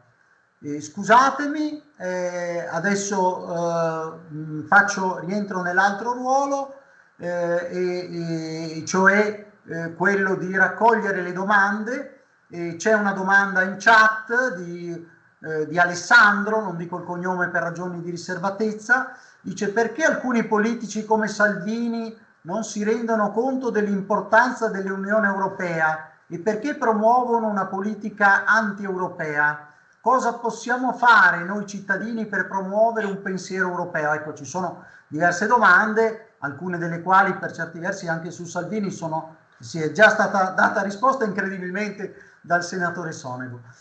Allora io direi adesso di dare la parola adesso al nostro professor Maresca, in modo da rispondere a queste prime domande, e intanto anche direi a Roberto Antonione anche di prepararsi per una domanda che gli faccio subito per le conclusioni, andando poi in direzione delle conclusioni, e cioè nella prima parte, diciamo, della nostra lezione abbiamo parlato di molti aspetti culturali, l'università, le lingue, le identità culturali, ecco. Proprio questi aspetti sono gli aspetti che sono desiderati nei confronti dell'Europa dai paesi che fanno parte dell'iniziativa centroeuropea, della quale Roberto Antonione guida, cioè spesso sono incompresi questi paesi, che sono anche alcuni, come dire, molto criticati sul versante dello Stato di diritto e così via. Però incredibilmente proprio questi paesi che beneficiano di vantaggi economici, però richiedono anche l'aspetto culturale, per certi versi, dell'Europa, si ritrovano in un'Europa che è anche quella del minority safe pack o di cose di quel tipo lì, o delle università europee e così via. Ecco, proprio quei paesi lì in realtà desiderano, e mi rivolgo a Antonione, un ambito più, diciamo, meno egoistico di alcuni stati forti dell'Europa solo dal punto di vista economico, una prospettiva più dell'Europa dei popoli, più estesa. Grazie, chiedo scusa, ripeto, c'è la possibilità di fare domande online per chi può, poi prima delle conclusioni di Antonione darò la parola ai primi 3 giornalisti che si prepareranno per fare una domanda, però tendenzialmente breve. 3 domande da 3 giornalisti, con ciascun giornalista una domanda. Grazie infinite. E la parola al professor Maresca adesso, e poi avrà ancora un secondo giro. Ma devo rispondere ad alcune delle sollecitazioni, Guglielmo, che ho sentito prima. Sì, oppure, sì, a queste. Diciamo così, ok. Ma dunque, io condivido pressoché tutto quanto ha detto Sonego. Credo anch'io che l'Italia ormai si avvii ad essere un paese, come dire, ineludibile nella nuova Europa, e io credo che questo sia stato un merito che ha avuto Conte in quel periodo, quello di dimostrarsi capace a dialogare con gli altri premier, eccetera. Quindi oggi l'Italia è dentro, è come dire, è parte ineludibile di questo passaggio. Però io credo che se noi non mettiamo a posto le cose saremo parte ineludibili, ma saremo sempre più poveri e sempre più dominati dagli stranieri. Cioè, oggi, adesso con questo io non credo che quando si vedono i problemi a casa propria lo si debba fare con la prospettiva di costruire e non con la prospettiva di distruggere. Però è difficile negare che l'economia italiana non c'è. Bene ha fatto il nostro governo a trattare il recovery plan europeo, però obiettivamente l'unico campione nazionale o campione europeo che poteva avere un qualche ruolo era quello guidato da Fincantieri e non è andato. Il campione nazionale invece guidato da PSA in Francia, che si è acquisito il controllo della Fiat, di FCA, quello invece ha funzionato. Quindi noi in un colpo solo non abbiamo acquisito il controllo della cantieristica e abbiamo perso totalmente il controllo delle auto, che era l'impresa italiana più importante, di gran lunga più importante. Allora, l'economia italiana deve fare qualche cosa. Bisogna usare le risorse che ci sono in maniera tale da svoltare, perché sennò il rischio c'è davvero. Fiscalità, politica estera. Io francamente sulla politica estera l'Europa non fa politica estera, non sta funzionando e sono sostanzialmente d'accordo con chi dice che la politica estera oggi l'Europa non la sta facendo. La fiscalità è un tema delicato, teniamo conto che la fiscalità oggi è uno di quegli argomenti che è, come dire, soggetto alla regola dell'unanimità. Andare a cambiare la regola dell'unanimità in materia di fiscalità significa cambiare molto e non sarà facile.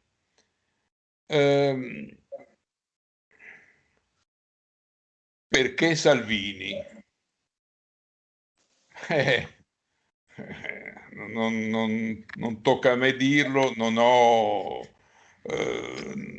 è chiarissimo che dentro la Lega esiste un mondo della Lega che forse è anche prevalente, fortemente europeista, che non si ritrova certamente in certi atteggiamenti che aveva Salvini fino a recentemente, e che è un mondo che è assolutamente dialogico con la parte che io considero più dialogica del PD, ad esempio. Quindi vedere un dialogo, diciamo, per governare il paese tra, faccio un'ipotesi, Giorgetti, Del Rio, Calenda, eccetera, è la cosa più facile di questa terra. Però forse dobbiamo anche considerare che facendo come fa Salvini si prendono più voti. E quindi questa è la ragione per cui, perché per molto tempo l'ultimo punto e poi ti ridò la parola, anche io sono convintissimo del tema universitario. Tutti gli studi ci dicono che l'università è il fattore propulsivo di qualunque territorio. Tutti gli studi, quelli americani più recenti, ma anche ecco, anche su questo però dobbiamo fare molto di più, perché non ci siamo proprio per niente. Ecco, il sistema universitario italiano è un sistema molto arretrato. C'è stato un periodo in cui collaboravo alla Presidenza del Consiglio e l'allora Presidente del Consiglio era convintissimo, e il lavoro era un lavoro molto interessante, era convintissimo della necessità di favorire un'intesa fra i 4 politecnici del sud-ovest d'Italia, quindi Zurigo, Losanna, Milano e Torino, partendo dal presupposto che quei 4 politecnici insieme, che fra l'altro sono anche molto complementari, costituiscono una forza enorme, un po' come la sponda ovest americana. Poi quel lavoro si è interrotto perché quel governo è caduto, però il rapporto tra questi 4 politecnici è un rapporto tuttora fortissimo. E non posso invece non notare che in tutto il nord-est, ma non dell'Italia, allora diciamo il sud-est dell'Europa, non c'è un politecnico. Non c'è un politecnico della stessa forza di, non dico Zurigo che è il numero 1, ma di Losanna o di Milano. E questa roba qua la si fa solo mettendosi insieme, perché se non ci si mette insieme avremo nel nord-est 25 università, tutte lì intorno a 100 km di distanza, dove però diciamo, nel ranking internazionale non ce n'è nemmeno una. E questo è un lavoro che aveva fatto tra le università di differenti paesi.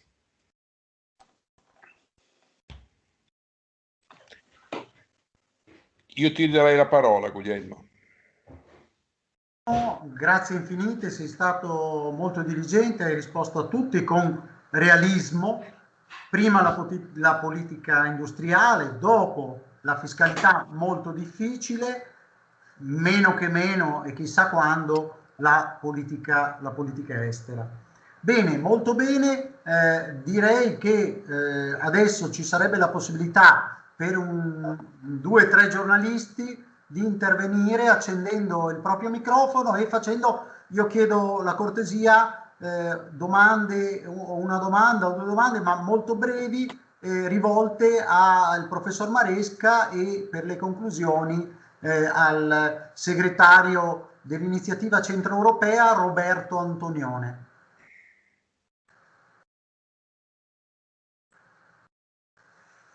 Lascio un po' di autonomia, dovete accendere il microfono e ai giornalisti presenti. Allora, salve, vedo Marco Iezzi, grazie Marco infinite. Iezzi, salve. Buonasera, grazie innanzitutto di questa opportunità, l'ho trovato molto interessante. Io volevo solo fare una domanda rapidissima riguardo, io mi occupo di piccole e medie imprese, quindi è stato molto interessante anche la parte che ha riguardato l'Europa e la relazione con le piccole e medie imprese. Ecco, solo mi chiedevo, diciamo, sotto forma dal 2008, sotto forma di comunicazione sul Small Business Act, si è voluto, diciamo, creare un nuovo quadro programmatico che ha integrato gli strumenti esistenti che già erano in vigore sulla base della Carta europea, no? Allora, la Carta europea naturalmente per le PMI, per le piccole e medie imprese. Allora, siccome le PMI impiegano circa 100 milioni di persone tra addetti e lavoratori diretti in Europa, allora mi chiedevo se ci sono diciamo degli sviluppi ulteriori che sono previsti nei nuovi accordi europei per incentivare ancora di più la crescita di questo tipo di imprese. Tra l'altro il tessuto italiano è strettamente interessato proprio a questo tipo di aziende perché più del 95% delle imprese italiane è di piccole e medie dimensioni. No, questa è la nostra struttura industriale che è completamente opposta rispetto invece a quella tedesca che ha molte imprese di grandi dimensioni e poche invece di piccole e medie. Grazie. Grazie infinite a Iezzi che è intervenuto. Adesso mi pare che ci sia la possibilità di fare 1 o 2 domande ancora. I giornalisti possono accendere il microfono e parlare, io gli do anche l'evidenza.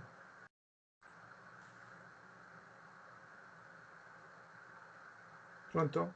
Sì, parlate, parli pure. Buonasera, mi chiamo Andrea Angeli, sono un giornalista appassionato da tanti anni, insomma sono molto attento al processo di integrazione europea, ho avuto anche modo di lavorare per un breve periodo di collaborare presso il Parlamento europeo e volevo approfittare della presenza degli illustri ospiti per rivolgere una domanda che è anche al tempo stesso una riflessione. Questa sera abbiamo parlato della nuova Europa e anche della necessità di addivenire, diciamo, a tutta una serie di riforme per rendere le istituzioni, l'intera Europa più coesa e più forte. Però tutta questa necessità si scontra con un sostanziale stallo che negli ultimi anni abbiamo visto nel processo di integrazione. Se non sbaglio, l'ultimo trattato che è stato approvato era quello di Lisbona, che è del 2007, mentre per esempio durante gli anni 80 e gli anni 90 abbiamo visto che ogni 3, 4, 5 anni l'Unione Europea approvava un nuovo trattato attraverso il quale il processo di integrazione andava avanti. Quindi come riuscire a superare questo stallo per arrivare a quelle riforme anche delle istituzioni. Prima si parlava per esempio della necessità di arrivare alla elezione diretta del Presidente della Commissione, però anche questo abbiamo visto per esempio durante le ultime elezioni europee che c'erano stati anche un dibattito pubblico tra gli Spitzenkandidati, però alla fin fine poi sono stati gli stati stessi a nominare il Presidente della Commissione. Quindi come riuscire, la mia domanda è come riuscire a non dico a imporre, ma a costringere i singoli stati ad abbandonare i loro interessi particolari, quindi a costringerli a cedere pezzi della loro sovranità, anche in fase decisionale, attraverso le decisioni che vengono prese a livello di Consiglio, per rafforzare le istituzioni europee. Quando per esempio abbiamo visto che anche sul recovery plan alcuni stati si sono messi di traverso con i loro poteri di veto. Bella domanda di Andrea Angeli. C'è la possibilità di una terza domanda per i giornalisti.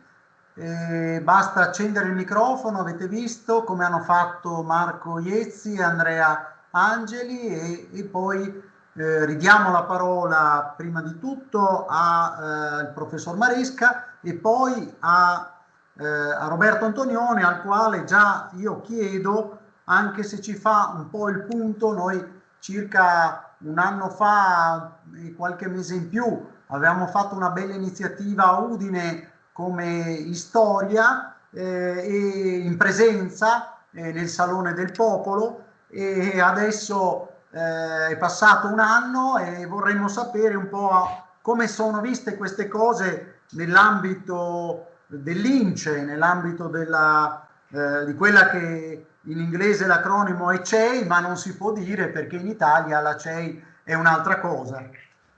Bene, c'era qualche altro giornalista che vuole prendere la parola? Ne ha la facoltà, può accendere il microfono e parlare. Sì, posso intervenire? Certo. Sono Epifanio Nicosia, ovviamente non sono Varsallone Emanuela, che è mia moglie. Niente, io desideravo fare una sottolineatura, un appunto, una domanda. La domanda è questa, ma per tutti abbiamo sentito il professore dire del fallimento del discorso Fincantieri come polo, come champion, diceva. Ma per tutti quei settori, quelle attività che a cascata significano imprese e poi chiaramente famiglie, in questa nuova Europa come si inseriscono? Cioè saranno a traino di poli esteri o in ogni caso non italiani, chiaramente, sempre all'interno dell'Europa, e quali saranno, ecco, le prospettive? Grazie.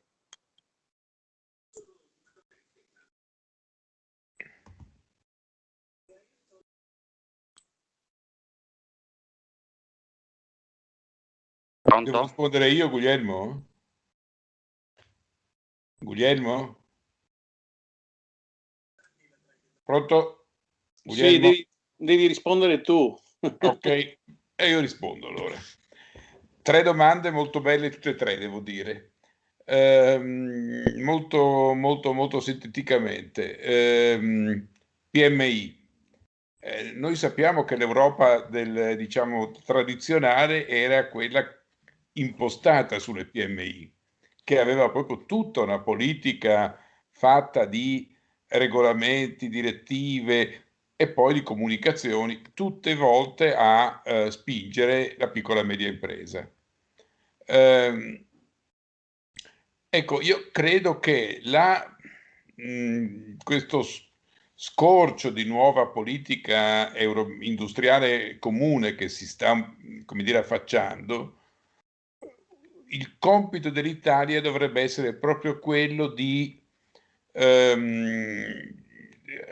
come dire, di di fare sì che la propria piccola e media impresa, che spesso è molto efficiente ed è anche molto competitiva, penso al settore dell'agroalimentare, penso a tanti settori, specialmente del nord Italia, ecco, che quella piccola e media impresa sia organizzata in modo da essere competitiva a livello internazionale, probabilmente individuando anche delle soluzioni, degli strumenti diversi da quelli che si sono privilegiati fino ad oggi. Non sono io a poter dire che cosa, però credo che l'Italia, che in alcuni settori è certamente trainante ed è certamente un punto di riferimento, il turismo, penso. Ecco, lì davvero occorrerebbe una politica industriale nazionale che consenta, da un lato, probabilmente di preservare come dire, la struttura della piccola e media impresa, perché probabilmente se si tocca la struttura si mina anche l'impresa stessa, ma dall'altro la si renda un European Champion a sua volta. Questo va fatto in quei settori dove l'Italia è più competitiva, più efficiente e dove abbiamo una leadership anche internazionale. Se noi questo lavoro non lo facciamo, temo che continuerà lo shopping degli stranieri e specialmente dei francesi, che quel che resta di piccola e media impresa italiana competitiva finiranno per acquistarselo tutto. Non mi risulta comunque che l'Unione Europea abbia su questo recentemente preso delle posizioni. Deve venire da noi questa sollecitazione. Ecco, penso che sia piuttosto questo. Seconda domanda, cosa fare in termini di trattati, andare avanti, eccetera. Allora, io confesso che io vivo l'Unione Europea da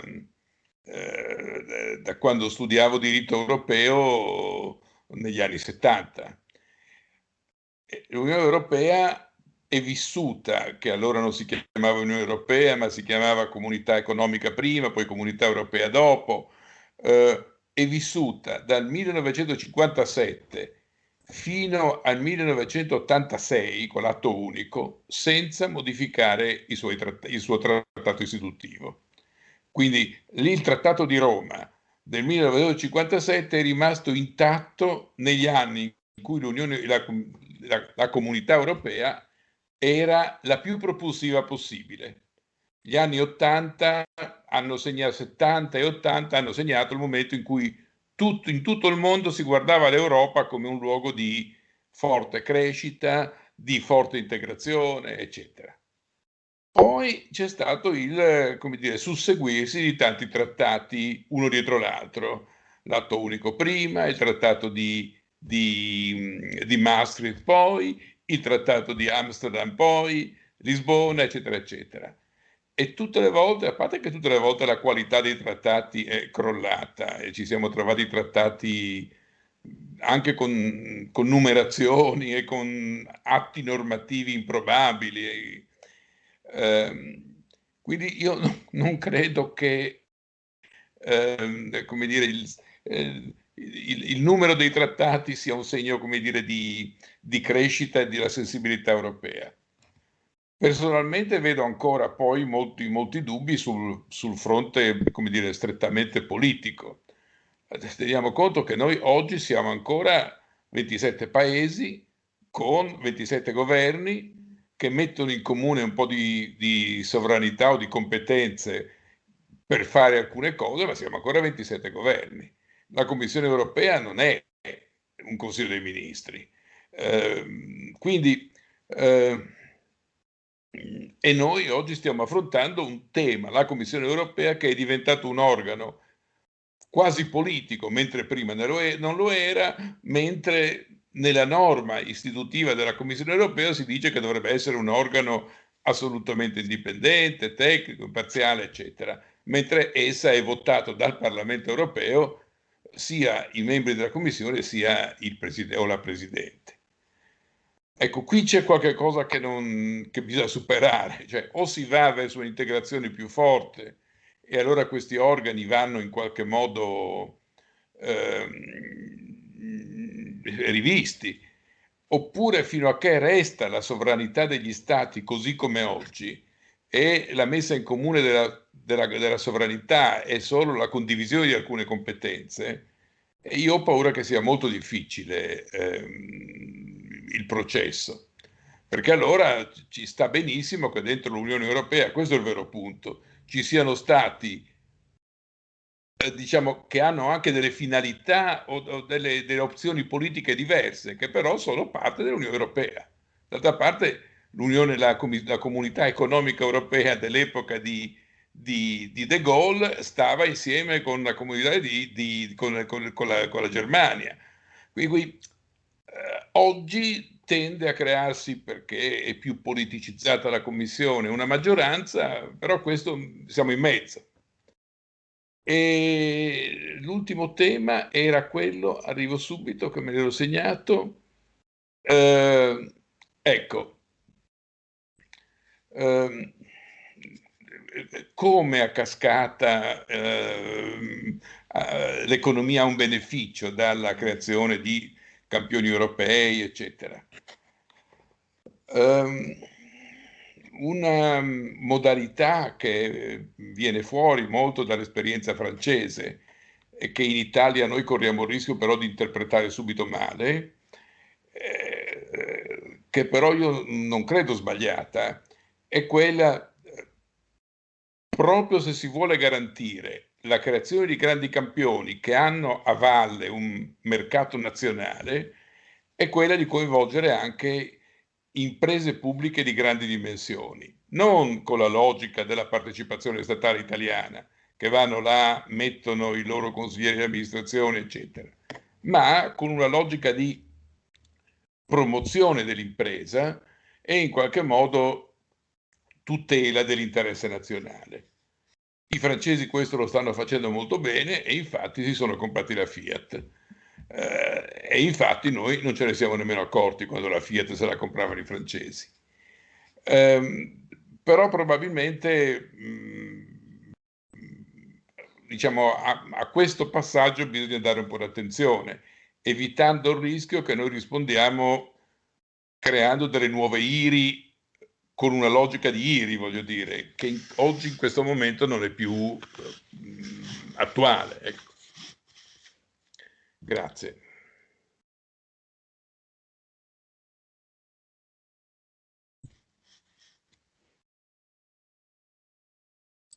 Grazie infinite, ecco sì, adesso si sente.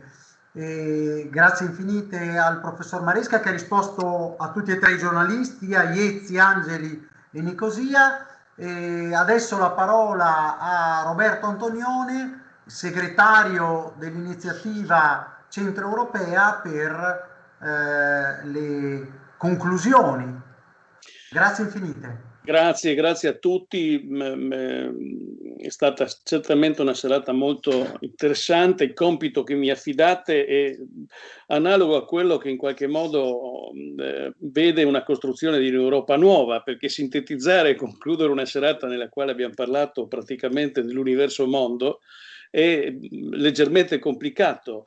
Della politica estera dell'Europa, dell'asse franco-tedesco, dell'Europa più velocità, della necessità di avere come paese la capacità di intervenire in modo maggiore e più incisivo nella guida dei cambiamenti europei, le questioni finanziarie con l'EU Generation Fund, la politica della difesa, l'allargamento, perché c'è uno stallo, una cosiddetta European fatigue e questioni fiscali, questioni culturali, questioni legate alla tutela delle lingue minori. Insomma, le questioni che sono state toccate questa sera sono veramente enormi. Cina, Champion, politica industriale, Stati Uniti d'America, oggettivamente fare una conclusione è complicato. Io, se mi consentite, farò una riflessione, perché tutte queste questioni che noi abbiamo in qualche modo questa sera avuto modo di sentire e di conoscere un po' meglio, sono legate secondo me da un filo sostanzialmente comune, da un filo unico, che significa che a mio modo di vedere può essere, come dire, rappresentato dal dato politico. E che cosa intendo dire con questo? Quando parliamo di nuova Europa, noi dobbiamo avere chiaro nella nostra mente quello che vogliamo raggiungere. Perché se noi vogliamo raggiungere uno Stato sovrano, sovranazionale, e cioè una federazione in qualche modo, prendiamo ad esempio altri esempi come gli Stati Uniti d'America, dove degli stati sovrani cedono la loro sovranità a una entità maggiore, ma questa entità rappresenta tutti e ha delle competenze precise e naturalmente in grado di intervenire nelle politiche principali, è un discorso. Se viceversa intendiamo l'Europa come un soggetto in quale gli Stati membri mettono a disposizione, come diceva adesso il professor Maresca, alcune competenze, ma in buona sostanza non affidano a questa struttura una sufficiente, diciamo, sovranità per poter esercitare il ruolo che spetta o spetterebbe a questa sovranità, e allora corriamo il rischio di trovarci delusi. Troppo spesso siamo delusi. Perché? Perché spesso sentiamo dire: ma perché l'Europa non fa questo? Esempio classico, l'ultimo degli esempi: perché l'Europa non è intervenuta nella pandemia? Semplice, l'Europa non poteva intervenire nella pandemia perché gli stati sovrani non hanno dato all'Europa la competenza per farlo. Quindi ci lamentiamo perché l'Europa non fa delle cose, quando in realtà chi non fa le cose sono gli stati che non danno questa delega. E quindi qua arriviamo al discorso politico. Siamo pronti, preparati per poter costruire un percorso che abbia un obiettivo finale preciso e ben definito? Perché se questo è, si può anche procedere a tappe, si può costruire un processo per l'appunto che ci consenta gradualmente, in un tempo anche molto lungo, di arrivarci. Se invece l'obiettivo non è questo, allora dobbiamo essere sinceri con noi stessi, perché troppe volte ci siamo raccontati delle storie. Quando parliamo di politica estera dell'Europa, diciamo una cosa che non sta né in cielo né in terra, come giustamente dice Caracciolo, ma fate solo riferimento al fatto che l'unica presenza europea all'interno del Consiglio di sicurezza delle Nazioni Unite è di uno Stato membro dell'Europa, la Francia. Prima c'era anche la Gran Bretagna, adesso c'è solo la Francia. L'Europa non è presente, non esiste, non c'è. Perché? È tutto evidente che una proposta che in parte l'Italia aveva peraltro perorato ancora parecchi anni fa, che era quella di provare a costruire un seggio all'interno dell'Unione Europea, all'interno del Consiglio di sicurezza delle Nazioni Unite per l'Unione Europea, ha trovato immediatamente l'ostacolo degli stessi membri dell'Unione Europea come la Francia e al tempo la Gran Bretagna, che non volevano naturalmente cedere questa loro prerogativa e questa loro, come dire, oggettiva diciamo carta importante strategica da giocare. Gli Stati membri non lo vogliono fare, e se gli Stati membri non lo vogliono fare, noi dobbiamo avere chiaro che non arriveremo mai a raggiungere questo obiettivo. Ma il dato è politico, esclusivamente politico, e qua arrivo anche in qualche modo a rispondere alla domanda che uno dei giornalisti faceva o qualche altro ha fatto, relativa al fatto perché Salvini, ma potremmo aggiungere perché alcuni soggetti politici importanti non capiscono quale può essere l'utilità di come dire, costruire un'Europa più forte. Non è che non lo capiscono, semplicemente trovano maggiore consenso all'interno del corpo elettorale nel dire che arriviamo prima noi, che l'interesse nazionale sta sopra, che quando parliamo di noi stessi dobbiamo tutelare i nostri interessi, e allora se dobbiamo tutelare i nostri interessi automaticamente dobbiamo metterci nei confronti degli altri paesi a dialogare in maniera competitiva. Ma non è l'approccio per costruire una casa comune. Costruire una casa comune significa avere una casa comune fino in fondo, non avere una casa comune per quel che ci riguarda a noi, che è un atteggiamento che abbiamo avuto troppo spesso e che continuiamo ad avere, ma non ce l'abbiamo solo noi. Naturalmente ce l'hanno anche quasi tutti gli altri paesi. tra le altre cose possiamo aggiungere che questo atteggiamento è un atteggiamento ondivago. Ci sono momenti in cui per una serie di ragioni l'opinione pubblica è più favorevole a guardare, diciamo, all'Europa con una certa, diciamo, benevolenza. Negli anni 70, 80, 90, anche all'inizio degli anni 2000 era così. Quante volte, dovremmo ricordarlo tutti, sentivamo dire per fortuna che c'è l'Europa che ci ha imposto di fare delle cose che se no noi non le avremmo fatte, per arrivare poi agli anni 2000 e all'attualità, in cui invece vediamo l'Europa come un soggetto tiranno, un soggetto che non capisce le difficoltà, che non viene incontro ai problemi che abbiamo, che non dà le risposte che noi ci attendiamo, e quindi naturalmente è facile all'interno, diciamo, del dibattito politico far prevalere quelle che sono le ragioni ideali di un interesse nazionale, perché è facile anche dirlo, naturalmente noi dobbiamo pensare al nostro interesse. Dire questo a un elettore fa molto più presa che dire all'elettore no, guarda, noi dobbiamo pensare agli interessi degli altri, e allora uno dice no, scusa, vengo prima io, perché naturalmente non si ragiona più in termini razionali, si ragiona con la pancia, e quando si ragiona con la pancia è molto facile, come dire, cercare di fare un ragionamento per cui intanto ci mettiamo a posto noi e poi vedremo anche di tutelare eventualmente anche gli altri. È un ragionamento che noi facciamo, guardate, ed è un dato culturale, lo facciamo anche all'interno del nostro paese. Quante volte all'interno della nostra regione abbiamo sentito dire ma tu, per esempio, consigliere comunale o consigliere regionale, anzi di Udine, tuteli gli interessi magari di Trieste o viceversa? L'abbiamo sentito un sacco di volte, perché è facile parlare in questi termini. E così come è facile capire che la complementarietà all'interno anche di circoscrizioni diciamo geografiche ristrette, quali possono essere le regioni, è una complementarietà che può far sviluppare al meglio e crescere meglio la società per tutti, e altrettanto vale all'interno di un consesso più ampio che quello dell'Unione Europea, ma è un processo culturale, un processo politico. Se saremo capaci di far capire le ragioni per cui è meglio costruire un'Europa vera, un'Europa, diciamo, che abbia una capacità di poter veramente fare le cose che dovrebbe fare, se saremo in grado di far questo, allora sì, avremo una politica fiscale comune, avremo una politica estera comune, avremo una politica di difesa comune, ma fino al momento in cui non saremo capaci di farlo, tutto questo sarà, come dire, oggetto di discussione accademica troppo spesso, o politica, ma che porterà a scarsi risultati, perché il passo successivo non saremo in grado di farlo. E se andiamo a guardare, per esempio, quando parliamo di integrazione, di processo che si è fermato, oggettivamente è vero, perché il primo, diciamo, stop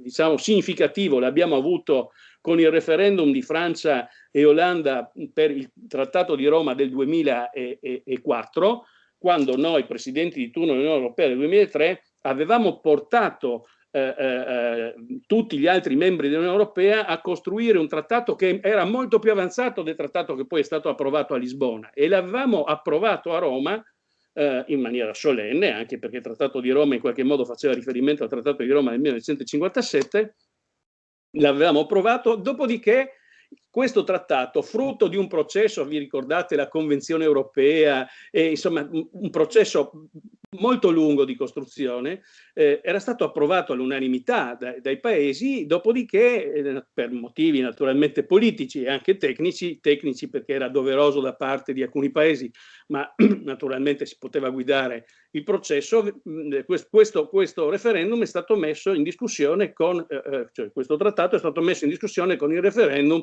della Francia e dell'Olanda. E quali erano le argomentazioni con cui i francesi e gli olandesi hanno respinto questo trattato? La paura dell'idraulico polacco, perché questo era, insomma, era il simbolo della campagna elettorale, perché costruire un'Europa più ampia, un'Europa che aprisse, come dire, anche le porte ad altri paesi, come poi è stato fatto, ma dando maggiori competenze alla commissione, che doveva essere quello che era previsto anche dai trattati in maniera originaria, avrebbe comportato naturalmente una competizione interna, perché alcuni lavoratori o moltissimi lavoratori dei paesi, diciamo, che sarebbero entrati sarebbero naturalmente andati in Francia, in Olanda, in Italia o dove sarebbero andati, e questo avrebbe portato via il lavoro a quelli che stavano là. Queste erano le argomentazioni, sono sempre le stesse.